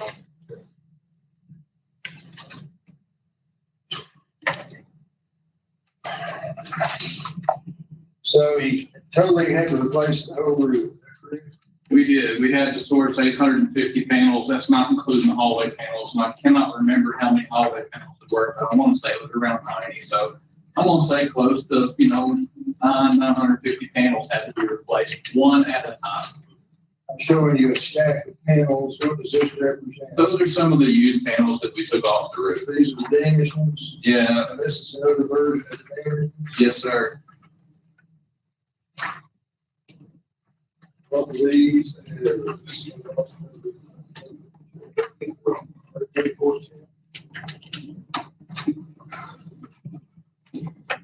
All right, this costs quite a bit of money to replace Yes, sir. these panels. Did you also suffer crop damage? Have Oh, it losses? was horrible. I mean, we literally had softball size hail putting on the tables and our floor. Particles from the polycarbonate roof. It damaged some of our lights, it damaged our blackouts, our shade curtains. We lost millions of dollars of flour, and what was left pretty much had to go to the lab. I mean, it was a big financial hit. I'm showing you a cost estimate that shows roof replacement, what's $580,000? That's about $600,000. You're correct.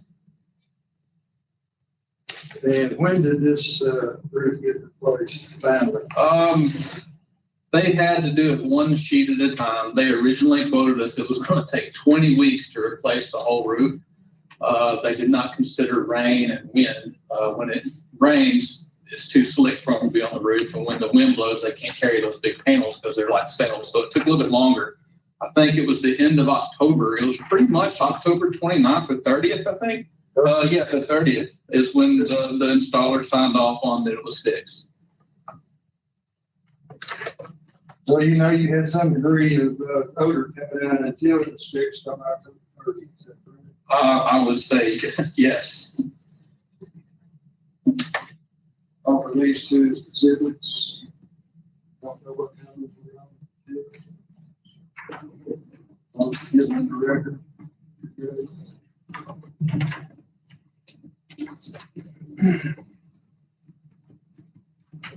So now, after October 30th, everything's fixed, everything's working again, it's supposed to be working. Do you believe you have odor problems? I do not. Any indication since October 30th that you still have a problem? I smelled it one time, and it was when there was a thick fog just laying on our building, a stagnant fog. I did not smell it until I got inside the gate. Have you been able to smell it outside the gate when you're driving up to work? I have not. You hear employees talk about the smells bad when they're driving up to work? The only talk I've heard was right up against the building in the parking lot. You can't smell it inside the fence gate. Sometimes, people are opening doors, coming in and out. I mean, you can smell it sometimes in the parking lot inside the fence. That is the point of the mist. The mist is supposed to work. As it's released, it doesn't stop working. I'm sure there's situational wind things that might let a little bit seep, but it's usually contained in the parking lot inside the fence. Are there any other adjustments that you know of that can be made to the misting system? No, Different type of mist, more mist, less mist. there's only one other product out there that we could try, but we have read that it contains iodine, and if you ionize iodine, it is said to cause certain defects in the human body, such as birth defects. So we do not want to use anything that is not approved by the state. This is a company out of Colorado. About mechanical filters. Don't know of anything like that. You could, if it was an HVAC grow, like an indoor grow, you could put mechanical filters inside the room, but since the air circulated so fast through the room, they wouldn't do anything.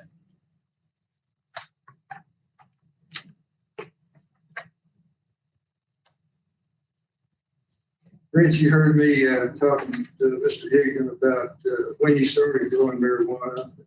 There's a letter where we requested authority to begin. Yes, sir. September 10th. Is that when you actually planted plants, started growing plants? Yes, sir. September the 10th until the freeze in December. Did anybody complain about odor during that first year and 3 months? So not that we were made aware of, no. The complaint started coming after the freeze and After the first freeze, yes.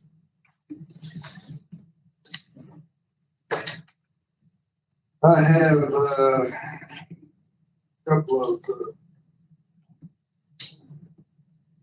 SOPs. SOPs. Could you explain what these are while I get these in the record here?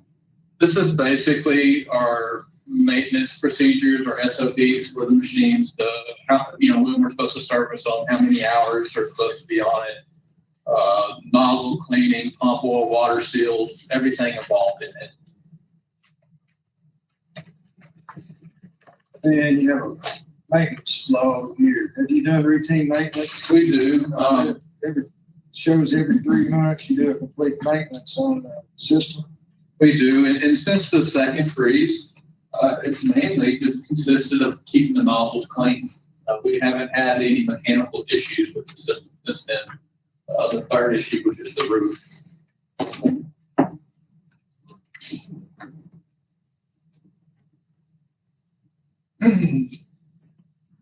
Oh, the fog machine maintenance standard operating procedure. Exhibit and the maintenance log.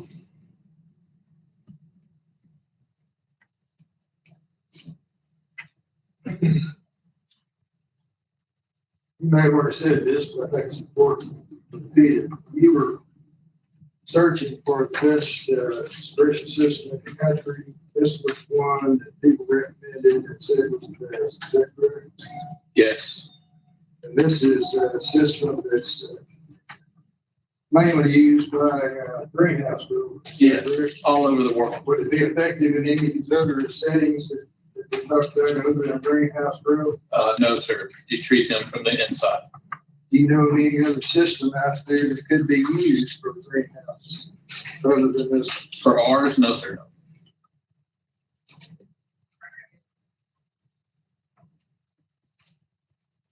This is a letter from people that you do business with. That's actually the installer of the system. And he came out and checked it out, made sure it was working properly. He parked in front of it for, I don't know, he was there for 6-7 days. He says it is installed properly and working properly. And this is being via records out of Holyoke, Colorado. Yes, sir. Is that where the system came from? Yes, they're the people we bought our solution from, Grossman. They're number one contractor. Of this letter ship has whatever.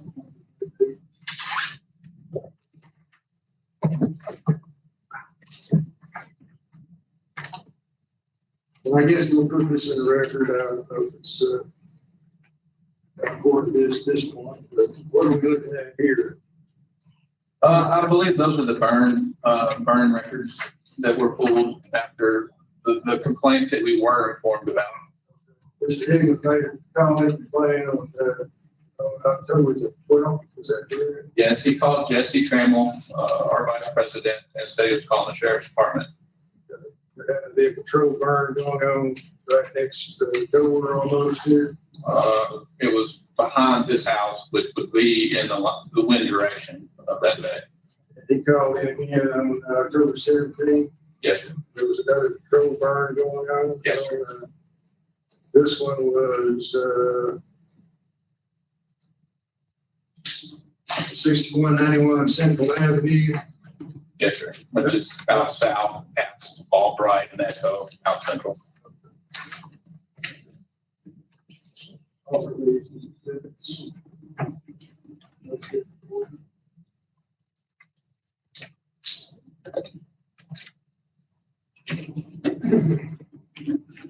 Mr. Higdon, in addition to saying that we've thrown the line, we're not honest people, and you don't care about what goes on over there, it's all about the money.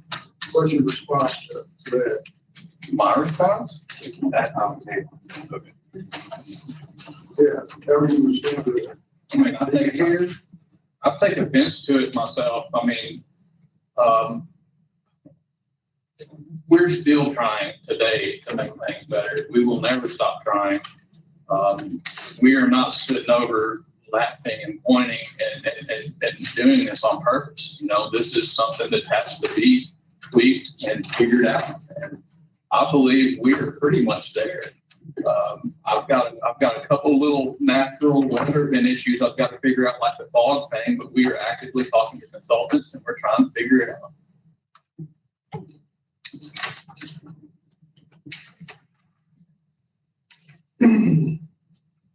Just to be on the record, we've probably got 13 million into this project.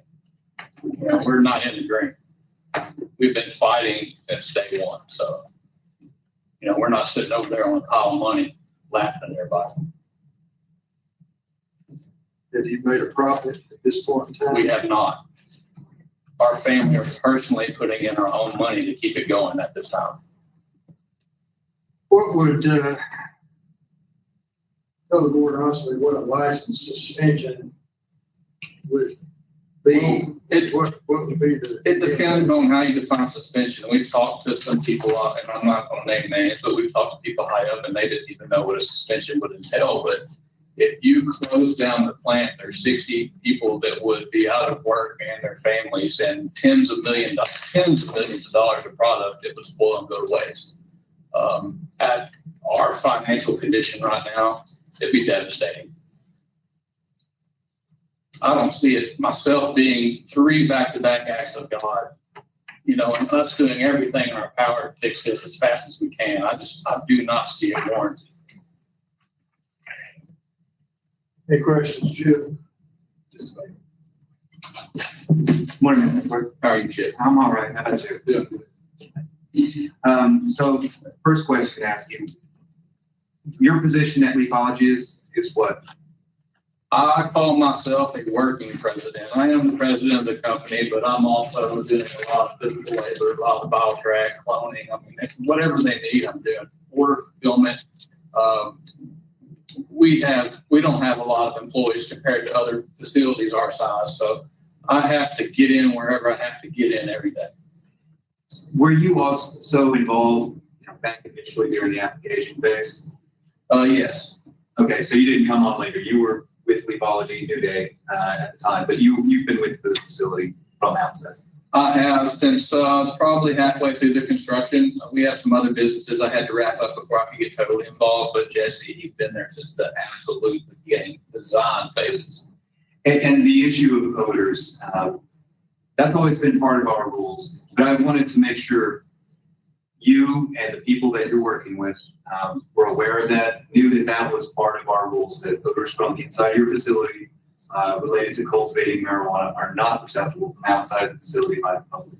Is that just a fair statement of what the rules were, open, notorious, known to everybody? Yes, sir. Okay. You said that you've been talking to consultants to prepare for the coming weather, winter months. Did I hear that right?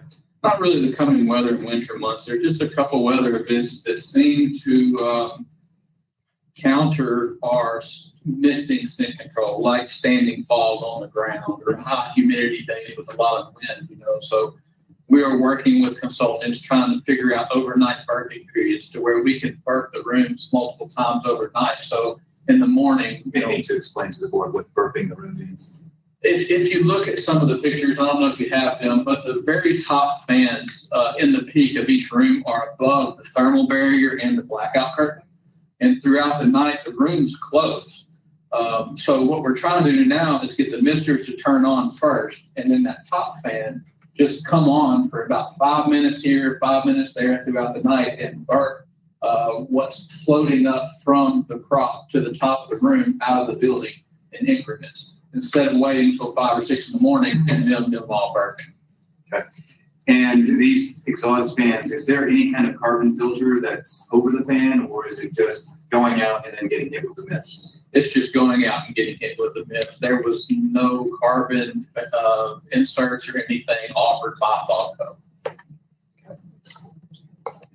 And you said that the last of the repairs, maintenance, perhaps upgrades, just got completed October 30th. Did I get that part right? Yes, sir, you did. And please tell me again, just exactly what was completed on October 30th exactly? The roof replacement. Up until October 30th, I had a crew there pulling off roof panels one at a time and replacing them from the hail damage, which, of course, let bugs, contaminants in and odor out. Okay. So Agent Prairie has testified he was there as early as this week, and there was still an odor issue nearby. Is it still an issue nearby? I mean, as far as what I've smelled, I have smelled nothing like that. Now, I did smell it one morning when the fog was thick, but it was at the perimeter when I smelled it. I'll make it a point. I drive through parks, I'm very conscious of what's going on. I don't want this just as much as anybody else. We want to try to cooperate and fix that. You testified that you were unaware of any complaints until, I guess, a certain point. At what point were you made aware that this odor issue was an issue? It was probably the 1st of January, around just after the first freezing incident. So around the time of that biannual inspection? Yes. Okay. Now, Agent Brooks had come one time before then, and he smelled it at the door, but he said it was not a big deal because it was right on top of the building. So it was not until January of this year that anyone raised this as an issue for the surrounding, to your Yes, sir. To my knowledge, yes, sir. And since that time, you talked about the repairs to the mister. At this point, if it's still an ongoing issue, what else can you do? Right now, we're playing with automation. Like I said before, we're working with consultants to try to figure out how to mitigate the odor that's building overnight. When winter especially rolls around, all the fans they don't run during the night because the room doesn't need to cool. So we're trying to burp overnight in small increments with the mist to mitigate that. It's basically just playing with settings. I mean, we're playing with settings and trying to figure out different routines to see what works best for us. Which with Arkansas weather, you know how it is, how it changes so much. It's been fun. Is this an issue that gets fixed, or is it always going to be an issue? I mean, I want to sit here and say it's an issue that's going to be totally fixed, but I do feel like the question may be loaded a little bit. I have not been able to experience it yet.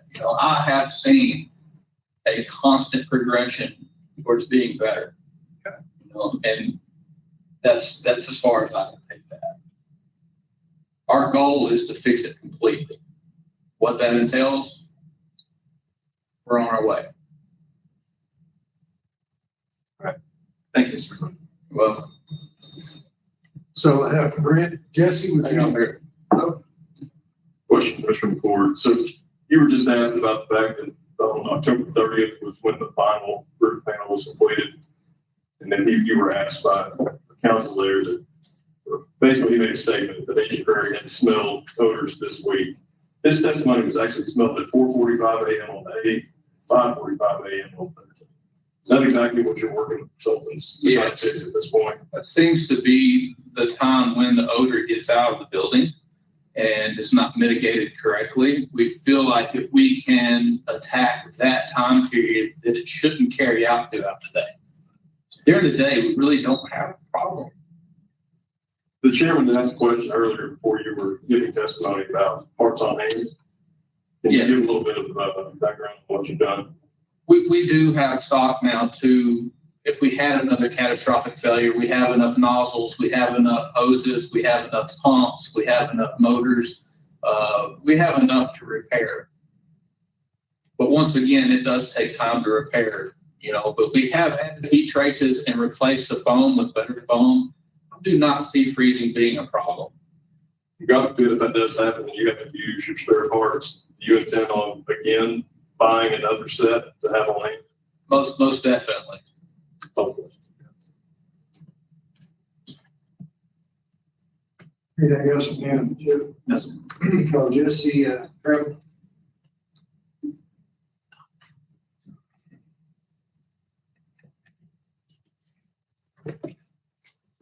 Jesse Trammell, Vice President of Ecology.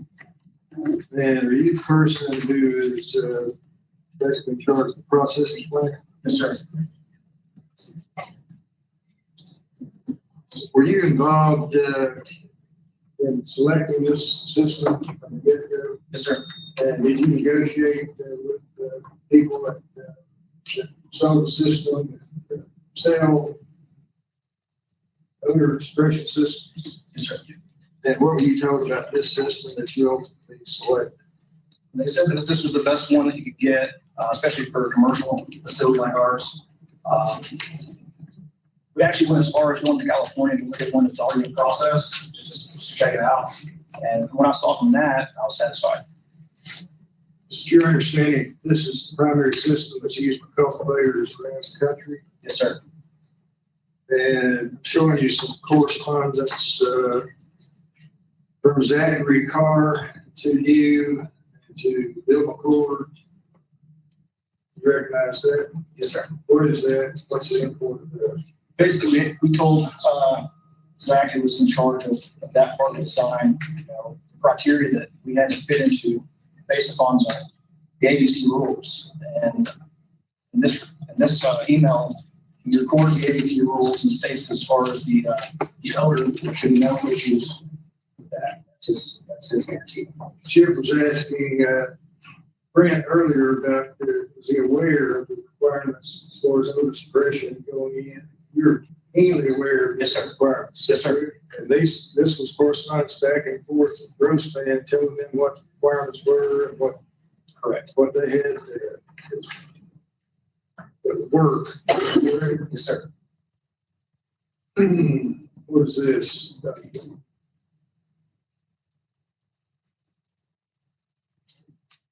Is that some specifications? Yeah, it's a spec on the system that tells what the barcode is and all the different components that go along with it. In the second page, it talks about all these fittings and rings and whatever. Those are actually components that froze up. Yes, sir. Is that correct? That's correct. I was trying to tell the chairman what y'all had done to fix the problem with the system. I mentioned something about heating coils to what you take. Heat tape? Yes, sir. Explain how the heat tape works, how it's applied. The heat tape goes around the odor rings, and basically it just heats the lines above the freezing point, so it controls airless cold weathers for things like a freeze and break. Is it a constant heating? Or yes. You don't have to turn it on and off? It's going to be on? It's settings that we set, and then it's set. I think that's all I had to ask you. Jeff, questions? Real quick, Mr. Trammell, you said that this odor suppression system is used by cultivators around the country. Did I hear you say that right? Yes, sir. Who is giving you that information? For one, the Gross family company that we bought a solution from. And they also recommended that we call people could actually go and visit some people. So we did. We went to California. We went to the facility in California to see the whole setup along with the voter mitigation system, to see if that's the one we would choose. Fair to say that systems being used in California or Arizona, or Arkansas, South Dakota would necessarily have to be different a bit based on weather, based on humidity, based on a lot of different factors? Not so much, because at the end of the day, you're just trying to kill the smell or neutralize it. We noticed there's a couple of fog things we're playing with, like Mr. Ward mentioned, but they still have a universal system to work in any state. And tell me, so I'm clear, in terms of suppressing odors, of course, the misters, that's a thing. Is there anything else that Levology is doing to suppress odors besides the misting system? And I understand we talked about the scheduling and when it's misting exactly and when it's in operation. But are there any other systems in place besides some kind of neutralizer that's being misted on the exhaust to try to help mitigate the odors? Okay. All right. Thanks, Mr. Carson Ford.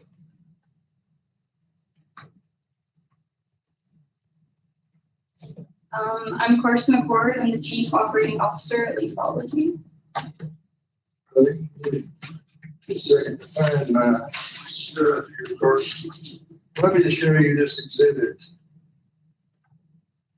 that shows the layout of the facility and the head house. Is that correct? Yes. And could you explain to the board what they'll be looking at in this exhibit? Yeah, so basically what you see in the top box that's on the top right, that's basically the head house. There's no final product in there. It's just where offices are, conference room, break room, stuff like that. And when you walk out of that head house on the left side of it, so the end of that yellow box, you walk into the corridors, we call it, where you'll find the clone room, packaging room, the trim room, the dry rooms, and then a little storage area in the back as well as the irrigation room. It's pretty much how our place is laid out. When you walk past the corridors, you would get into our actual greenhouse rooms. We have 8 flower bays, a veg bay, and a lawn bay. But this is all under the same roof. That's on the second page. Yeah, the second page is a layout of the actual flow currents, but everything inside there is not alive except the flow. These are rooms that are used for various stages of processing. Is that correct? Yes. Comes out of the room, and then it goes to each one of these. Yeah, rooms so for another process. so how our process works is we harvest, it goes from the clone room out to the garden, then it grows, does everything out there. We harvest it. It is then weighed, put into BioTrack, taken to the dry room. Our dry is completed. Then we bucket, we trim it. It goes to cure to complete the cure. And then it goes to our final QC process, which is an additional trim, where we just make sure it's up to standards. At what point is it packaged for sale? Where is that done? After test results are completed, by state law, we have to get everything tested to get a CLA. Once those are done and the cure is also done, it is then taken to the packaging room where we either bulk it or we pre-pack it depending on where the demand is at for it. That probably happens, I'd say 3 weeks to 5 weeks after it's cut down from the garden. And after it's fully processed and packaged, that's the point where you put it in the vault. Yes, sir. Unless you've already got it sold. Is that correct? It still goes in the vault even if it's sold, because we have to wait for deliveries because we have to manifest it. It's all done by state regulations. So even if it has been pre-sold, as soon as it's packaged and has been stickered with its appropriate label, it's then boxed up and moved into the vault. And before it is final packaged, it does sit in the cure room, but it's not finished goods yet. That is where it gets its cure. This is all inside of a locked, secure facility. Is that correct? Yeah, so all of our locks have access control. You have to have a key card, and not everyone has the same access across the building. So our key cards are individualized by basically where you work in the company. So not everyone can get into the cure room. Not everyone can get into the dry room. Those are very, very access control. So if an ABC agent comes in and finds marijuana in these areas here, it's very likely that marijuana's in the process of being processed. Is that correct? That's correct. If you find marijuana anywhere but the vault, it is either A, still being dried, cured, processed, B, in the process of being packaged as we speak, or C, we do, because we have our lab at the top of the hill, a lot of our product is lab-related product. It's not a finished good, so we don't put it in the vault, but it's usually transferred up within a day of it being bagged and vacuum sealed up into the lab, because it's a straight shot. There's some testimony earlier about these exhibits about seeds. Can you Yeah, explain the best you can? It's the best part of the league. So what you're seeing here are seeds and keef that were collected during our final trimming process. So we trim in a trim tray, and what's collected at the bottom of the trim tray is keef. We don't necessarily know which bud it comes off of because we're trimming. And then the seeds, we had a hermaphrodited room. Basically, that means we had a light leak, and some of our buds got seeds in them. So in the process of trimming them out, they were popping the seeds out as they could and putting them in this jar. They weren't viable seeds, so if you tried to plant those, you wouldn't have had much luck with them. Upon further reflection, I could have printed out a UIN from the batch of flour it was from and put that on there. It was sitting right on top of the batch it came from. You can kind of see at the bottom of the picture where it says apple fritter, and they were sitting right on top of there, pretty much saying it's going there. We were transferring everything that was sitting in that cure room to the vault. None of that was for sale product. It was all product that was going to be sent to the vault. And this was in a very odd time period where our licenses and BioTrack were messed up, and we were having to manifest oddly up there. I think there was a little bit of miscommunication between, how we were supposed to do it. But since then, we do have a much better system for doing things. We also have 2 separate BioTrack licenses. So we actually do manifest to a whole separate BioTrack. It is our lab's BioTrack. It does create complications when it comes to manifesting an order, but as far as staying compliant with the state, there's no way for us to be out of compliance when it comes to bringing products up to the lab anymore. We covered this a little bit earlier, but there's a whole set of issues and problems that resulted from having to get a separate processing license and not just letting go through the corporation. Is that correct? Yes, it brought on a lot of confusion for one, but also just inventory tracking. We weren't sure because we were separate licenses, but in the beginning we were working under the same BioTrack license. So we made a lab room because it was the same license, and everything that we moved up to the lab, we just moved in BioTrack to the lab room. And to my understanding, our BioTrack license was associated with the cultivation and not our processor, but they were being used at both places, and we were told that that is how we were supposed to do it. So we were just moving it to a lab room on our stems, which is the state side of BioTrack. I'm pretty sure that's what they mainly look at. It showed that it was still in our cultivation, even though it had physically been moved to our lab, and it was just sitting in a lab folder in our cultivation BioTrack. Let's shift gears just a little bit and try to get this wrapped up. I'm showing you a petition. Yes. Do you recognize that petition? I do. Would you read that petition? We'll just have to read this one. There's several that are similar. Okay. We, the undersigned, are the residents of the Ridge at Lake Hamilton, an apartment complex located on the west side of Amity Road, just across Amity Road from New Day Cultivation. We believe New Day Cultivation, just Leafology, is a good business neighbor which has provided a substantial number of good jobs to residents of Garland County. We have no problem with the business operating in close proximity to our residents. We know the business had issues with an emission of odors back in the winter as a result of equipment freezing. We understand that issue has been resolved. We have not noticed any odors from the facility since the broken equipment was repaired several months ago. Further, I am not aware of any loud noises or other problems created by our cultivation facility, which would be a concern to area residents. Name and apartment. And this is the apartments that are basically next door. Yes, these are the closest apartments they were referring to earlier, being right beside us. It's called the Ridge. And somebody went over there and circulated petitions. These are signatures of apartment Yes, yes, dwellers that signed that petition. that's correct. Petition. All right. Here's another petition. I won't get you to read it, but basically it says pretty much what that one says. Where did this petition come from? That one came from the Vibe Salon, which is not far from our, it's less than a mile away from our patients, right by Harps. The same Harps we were talking about earlier.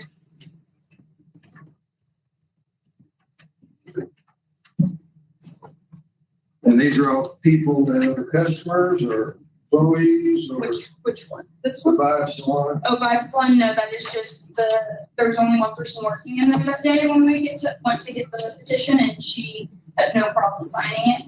And then there are multiple other petitions. We did a separate petition for each location we went to, getting them all on one sheet. Well, I see there's several petitions Yes. in here, different areas around you, is that correct? Yes, they're all within a 2-mile radius of Leafology. And we just went around, we talked to businesses, neighborhoods, all kinds of people just in a 2-mile radius, and we got them to sign petitions. So this is Vibe Salon, Poached Restaurant, Home Suites by Hilton.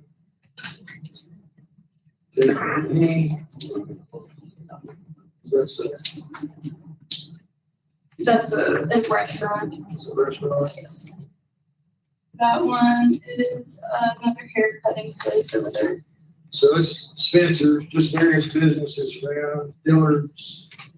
It's basically said we don't have any problem like that. We don't sell anything.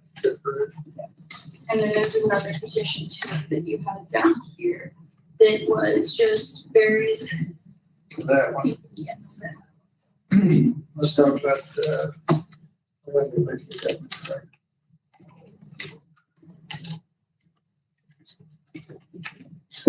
This petition here says that we are residents, we're near the cultivation, we're in the area. They are approximately, They either live near or they work in a store location that's there. probably 50 plus signatures on those petitions. Correct? It's that petition, it says, those duplicates. Yeah, each little clip has maybe different petitions in them, but Everything is, they're not identical, but they all, so each person would get a whole clipping. Each person gets a little clip. Yeah, each person getting a whole clip of it. okay. The put together. I understand. I'm with you.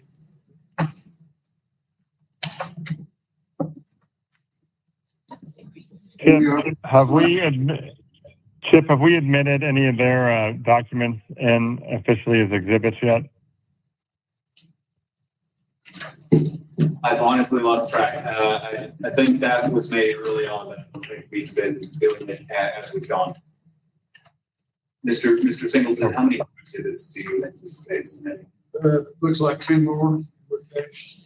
Mr. Blass, do you want to just take this up as in total? ABC does not have any objections to the submission of this. Okay, yeah. Good to proceed. I just wanted to put that on the record that we're good to admit them. This one's Courtesy Auto Sales. Carson, where's Courtesy Auto Sales? It's right down the road, right by Harps area. 200 or 300 yards, maybe. This is Hopper Transmission. Same thing. Close, same area. Safe to say, there's a whole bunch of people around there that live close that have signed petitions in support of your business. That is correct. Safe to say that at least as many people signed in support as reflected on the opposition petitions introduced earlier. Is that correct? That's correct. Is there anything else you need to go forward regarding this? Are we finished? Thank you. You have questions? Just a couple real quick. Who's your signature on the? I live 2 miles away from Leafology, so and I also live there. I do live nearby. I've always lived nearby. Grew up in Monterey, Arkansas. I have a family that lives there. My grandma owns the place. but I live very close.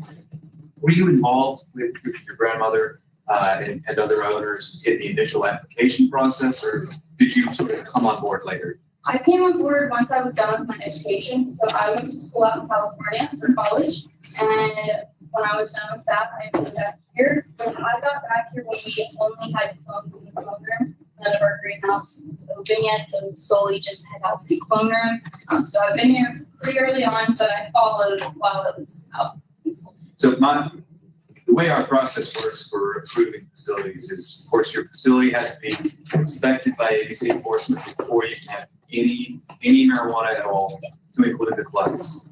And so, do you recall when Ecology first got approval from ABC to commence operations? There were subsequent rooms that got approved later, but do you recall when the initial ABC approval to commence bringing clones and at least get started? Yes, I don't recall the actual date, but I do know I was still in school when it happened. It had to have been in, I would assume 2021, probably in September to October area. That's when it was told about plans on site. When did you first start? I started working there not this year, the year before, February 1st. That's my first day.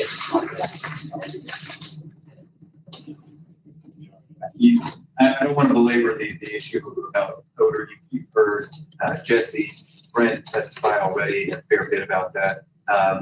But would your testimony be the same? You knew that was one of the issues, but didn't know, let me back up, strike that. You knew that was part of the ABC rules, the operational rules. Facility does not have marijuana odors escape the facility to the public. You're nodding your head to say that. Yes, I knew that was the rule. And when did you become aware that some people in the community took issue with the odors? It was on our audit in January. They were telling us how there had been some complaints of the smell that they smelled currently. The enforcement group. The enforcement group, yes. Okay. I don't remember which agent in particular told me that, but they told me they had gotten complaints and that they smelled it then. But that was my first hearing from anyone that you were having complaints about this smelling bad. Thank you. Yeah. Just a couple other questions. I want to ask you about something that got brought up earlier about courier. It was one of the violations regarding cameras. Okay. So it was brought up that you guys had looked through a couple of cameras, did not go back all the way to 90 days. Can you explain to the board a little bit about the difficulties you've had with that situation and what you're trying to do to get compliant with the law? For sure. So we have had difficulties getting 90 days of camera footage backed up. A big part of that is some of our cameras are located on top of plants that have fans running on them 24/7. So there's 24/7 movement. So it's recording 24/7 on, I'd say we probably have 60 to 80 cameras total between all the places. So it's a lot of storage. And so we even had someone that does our cameras come out, install more DVRs and storage space. And I think we finally have a grasp on the large amount of space we need. It is a substantial amount of storage space for all the cameras that we have, because we do have multiple different grow rooms, and in each grow room it required to have multiple different cameras, and the plants are moving 24/7, so it never stops. So safe to say you guys are monitoring that situation and making sure that you're, if not in compliance today, but getting in compliance by adding server room? Yes, so we monitor it regularly. There are multiple different cameras, and so there's like 16 cameras that all back up to one, drive. So it's not just a drive per camera. It's not how it works. And so we check it whenever we notice that storage is starting to get full on the requirement. We call our person that handles all of our video stuff, and they come out, and we've installed several different storage spaces for all this stuff. And we're striving our best to get it under wraps.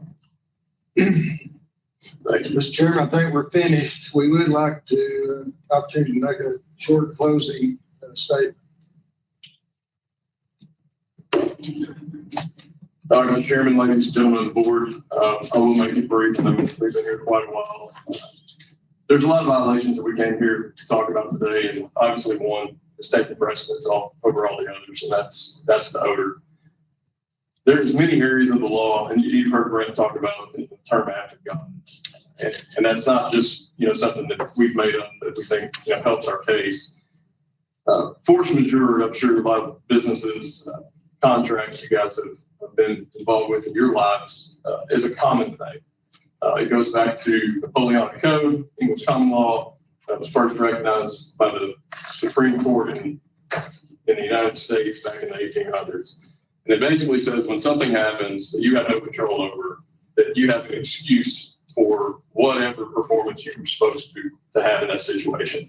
The Black's Law Dictionary defines act of God as an act occasioned exclusively by violence of nature without the interference of any human agency. I understand that was written by a lawyer, and I apologize for that. Dictionary.com probably describes it a little better. Any act which is outside of human control and therefore not the responsibility of any individual or corporation. The evidence you've heard here today from all of our representatives of our business client here is that we had a freeze event in December, below zero, multiple days, highs never got out, above 32. Caused some issues, worked on those issues the best they could, lead times, other issues made that drag a little bit into a second freeze event in January, sent them back again. Worked through that issue through multiple months, got it complete. Maybe I think the testimony was late April, more likely May, only to be followed on by having the complete destruction of the roof by the hail. I think we all saw the hail on local news, national news, splashing in Lake Hamilton, something they can't control. They did the best they could again. It took a very long time to get that roof fixed all the way up until October 30th of this year, just a few weeks ago. They are now back in business. They've got everything working. There's been testimony of what they're trying to do to further improve what they believe is a good system. I think there's evidence of the record of that. And so thinking about what they have endured, the financial loss they have already incurred, it's well over $1 million. Another fine does not seem justified. A 15-day suspension does not seem justified. They are doing the best they can. They could not control these events. They are doing things to make sure that if it happens again in the future, they've got parts on hand. They will order more parts. They're going to continue to bear the financial responsibility to be a good neighbor and try to improve the odor issue that you guys have been hearing today. There is as many or more people that have signed petitions and they have no issue with our client than have said they do. You've heard testimony in here today from some people that flat out don't agree with medical marijuana. The biggest complaint was that the place is there. And that's not purview of this board. They were granted that license. There was no objection to it at the time. Don't think that's relevant to to the decision you guys have to make. So I would just ask that consideration be given to what they've been through, what control they had over these events, and that you reduce the severity of the initial decision that we were here to appeal. Thank you. I'll just say something very quickly to the board in response to that. And a couple of things just as a housekeeping matter. There was one charge for destruction of a plant digitally that had remained in inventory. Our agent that would have established that was not here today, not available today. Tell the board candidly, we can't substantiate that. And then the last charge, as I mentioned to you, I think at the outset, for failure to track the 9,237 grams, that went to both facilities, their processor as well as their cultivator. They have paid it already on the processor license violation. So we are also asking you to drop that and not consider that. So let me just get to the heart of it. Yes, sir. Yes, sir, it was. So let me address the heart of the matter, and that is the odor issue here. The residents that have come here today to testify, they've done so on their own time, and they have been very patient. This was an issue that first arose to our knowledge back in January of this year, and they have been patient. They have come here on their own to testify, to tell you how closely they live to this facility, how frequently they have odors issues. You also heard from Agent Ferry, who is also able to go by there and verify those claims as well. I think it is beyond any serious dispute that there is an odor issue coming from leafology, and that despite having quite some time now, leafology has not yet addressed squarely. And some of the witnesses said, I wish I could just, flip a button and fix the issue, and okay, now it's fixed and we don't have that issue anymore. I think everyone would be pretty well pleased if we could just do that. But that burden does fall on leafology. That is part of their application. That is part of their rules. That is something, again, it's been part of our rules from the outset that the facility will not have odors escaping their facility receptacle to the public. That is the biggest complaint. These witnesses from the community are not protesting that the fact that there is a medical marijuana cultivation facility. That is not the issue. The issue is their property values, their just quality of life. They should not have to be able to smell the odor of cannabis coming from this facility. Again, I do want leafology to do well and to succeed. If not for their own sakes, for the sake of all the patients in Arkansas. They're one of only 8 cultivators, so we need them up and running to help supply our patients with quality cannabis. But controlling their odors is part of it and has always been part of it. Given that the director had already given them a suspension, back in July was the order, we have had a fair bit of time now that the leafology's had to squarely address this. I think it's still not addressed based on the testimony that's been given to y'all today. We are asking you to affirm that decision and to affirm their suspension. I think the agenda reflects 14 days, it's actually 15 days. We have no objection if you want to flex or modify a straight up suspension. You want to permit them to make sure their plants are still watered as long as they're not running exhaust fans, or if you want to permit them to continue to ship product out of the facility, or you can narrow it down and not be completely suspended, can't even be operating in the facility.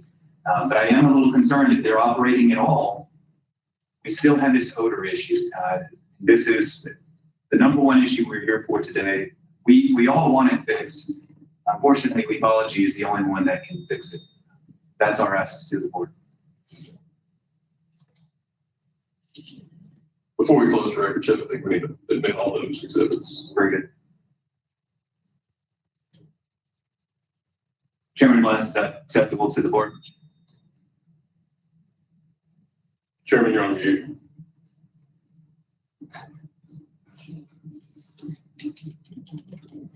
Gotta love technology. Sorry, there's a little bit of lag on hit the mute button. Yes, that's acceptable. Thank you.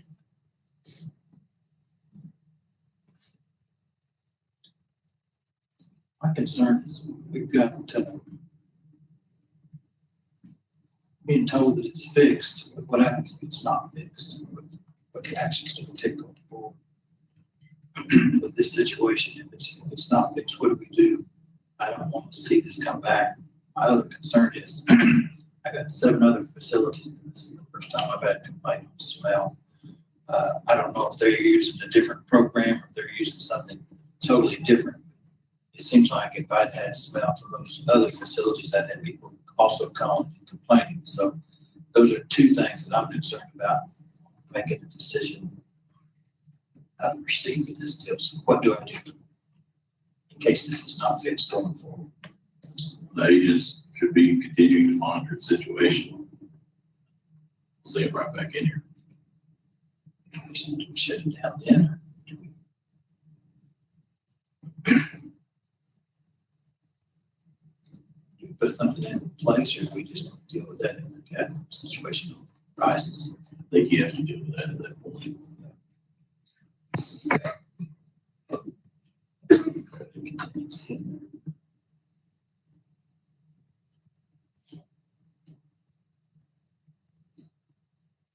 I can make a recommendation. Steve, I'm having a little bit of difficulty hearing what you're saying. Okay, I said I could make a recommendation, and you all are welcome to change, modify, or reject it. So I'll just start with something and see where we go from here. First of all, I want to thank everybody that came.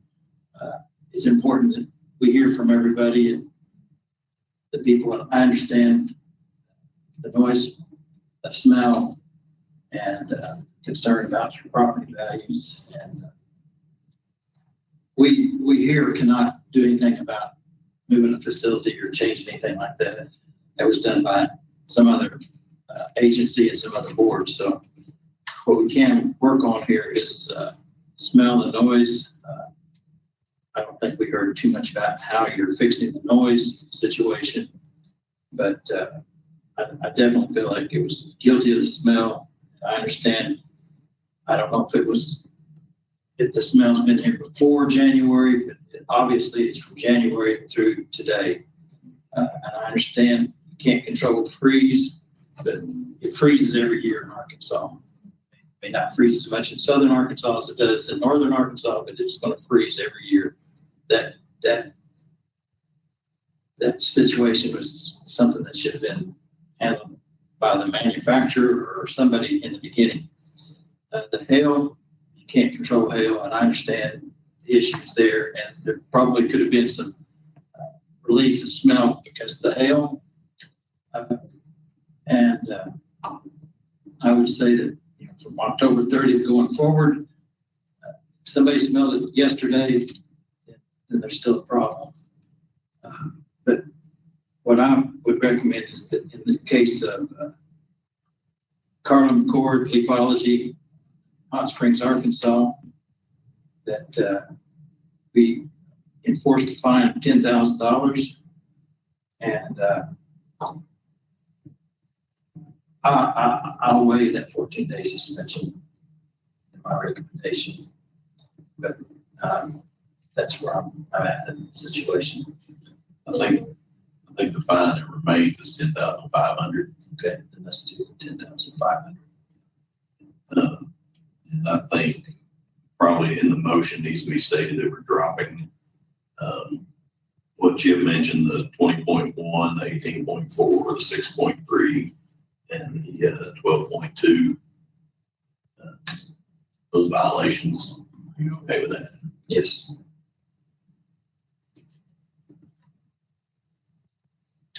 Okay with it.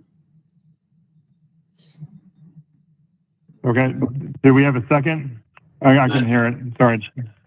So, Okay. I'm sorry. I guess, is that your motion? Is that what I mentioned? Okay. Well,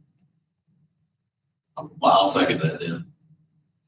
You need to hear the motion, Chairman. Yeah. Could you repeat it one more time? Sorry. Okay. Or the motion is to waive the 14-day suspension, to enforce the $10,500 fine, and the what's the page? The violations, 20.1, 18.4, 6.3, 12.2, that Chip mentioned have been taken care of. Mr. Anderson, the 20.1D, 12.5, that's the first one. And then the other one related to inventory, that was 23.4. Okay. Two counts. yeah. I heard it that time. That sounds good from, loud and clear from me. And we've got a second on the floor.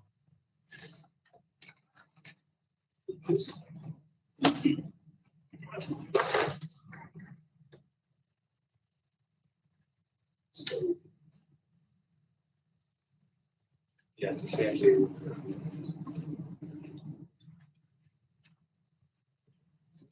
This one was targeted. Yeah, it was that one was paid. So, okay, I did that.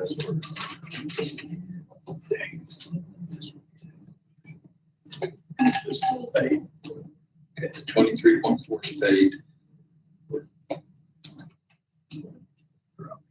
We're going to drop 12.2, 20.1, 12.5, 12.2. Is that correct? No, sir. Sorry. We don't have the destruction of the plant digitally that remained in inventory. That's 20.1D. Okay. And then Leafology has separately paid through their processing facility the violation for missing 9,237 grams of cannabis, Right. 23.4E, and that final charge from February 2nd that you may see on the director's order. The director did dismiss that or reduce that to a warning already. And then the 12.2, 6 counts. Yes, that's related to those unlabeled products. Okay, so all that's Without a UIN. So we're dropping 20.1, 12.5. Yes, sir. Okay. And then we're enforcing $10,500 fine, dropping the 14-day suspension. And I'd like to commend the people that came in, made their testimonies. I think they did it in an orderly way. I think they are not opposed to the facility itself being run, and they're in support of them being successful. And they're concerned about the smell, and I would be too. I just hope that we don't see this again coming forward. So there's no motion. Mr. Chairman, I'd like to say the most recent motion by Chairman Smith. You'd like to second the motion, Correct. Amy? Okay, all right. Thank you both. We have a motion on the floor. All in favor of the motion? Aye. Aye. Okay, motion carries. Thank you all for your time today. At this time, we are dismissed unless the director has anything else for us. Can we ask a question before you adjourn? Please. Thank you. A question before we adjourn? Mr. Blacks, can we ask a question? Yeah, that's fine. I'm not sure who's asking the question, but I can't see on the camera. If you could come forward, please, to the camera, or on the seat with the microphone, either seat. Is that working? Just for us out here that are not attorneys, I'd like to have it summarized on exactly what we addressed. And if we really have anything formulated as far as the odor. Well, at this point in time, we upheld the director's decision to fine them for the violations that they were found to be guilty of. We cannot necessarily force them to go do anything today to change anything. All we can do is force them to be held in accordance with the law. If tomorrow you smell the odor, make a complaint. If the next day you smell an odor, make a complaint. Our agent, they are tasked with going by and making sure that the law is being enforced. If it continues to be a problem, they will be right back in here. We will not be so lenient. That's really all we can do. We cannot force them. We cannot give them a filter system and mandate that they use it. We cannot mandate that they move. There's only so many things we can do at this point. I hope that answers your question. But Well, how long a period of time would we have to wait, I guess, to get another hearing? Is that what it would take if they continue the odor coming out and we all call tomorrow complaining? What kind of time frame are we looking at next to meet this committee? it would still be due process. So we've got to go through the proper channels, and that timeline may be quick, it may take a while. It's just hard to say. A month or 6 months? I can't answer that. Mr. Beard, right? Mr. Beard, it's the same as any other violation. So the first thing is they would receive a notice of hearing.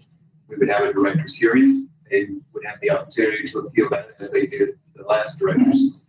And then we would be back in front of the board at that point.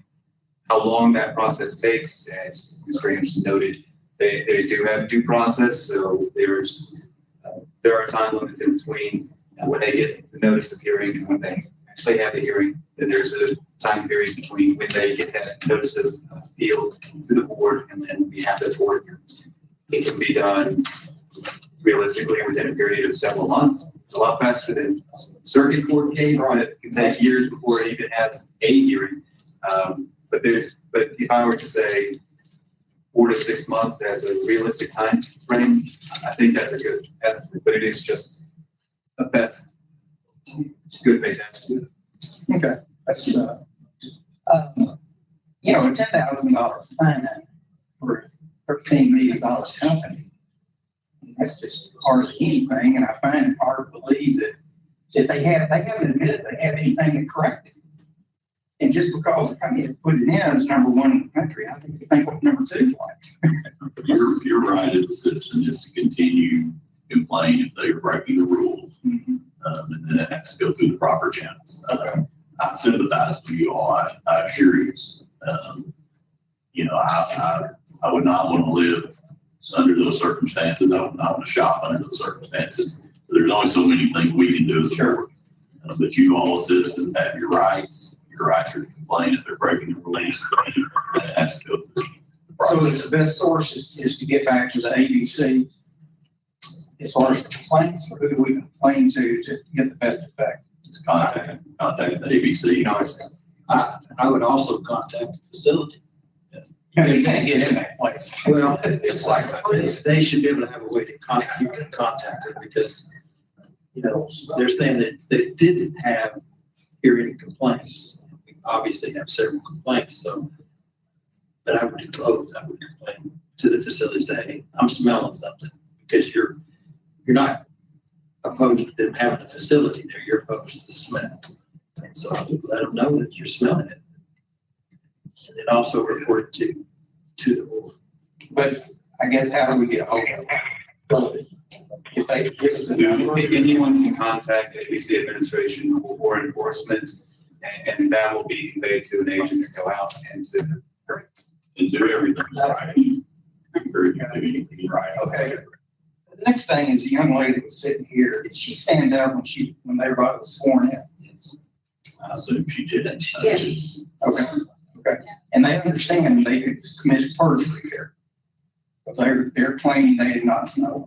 Mr. Beard, we're not set up to handle a criminal charge. That would be perjury is. That would be for circuit court. I understand.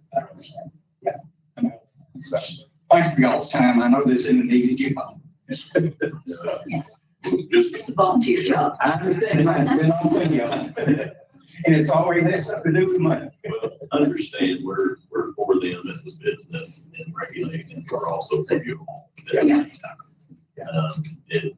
Our decision or what happens here doesn't reflect personal, doesn't reflect any of that. So just please understand that. I think that we move forward. Thanks for y'all's time. Being volunteer. Thank you. Thanks, Mr. Beard. Thank you. Have we At this point, we are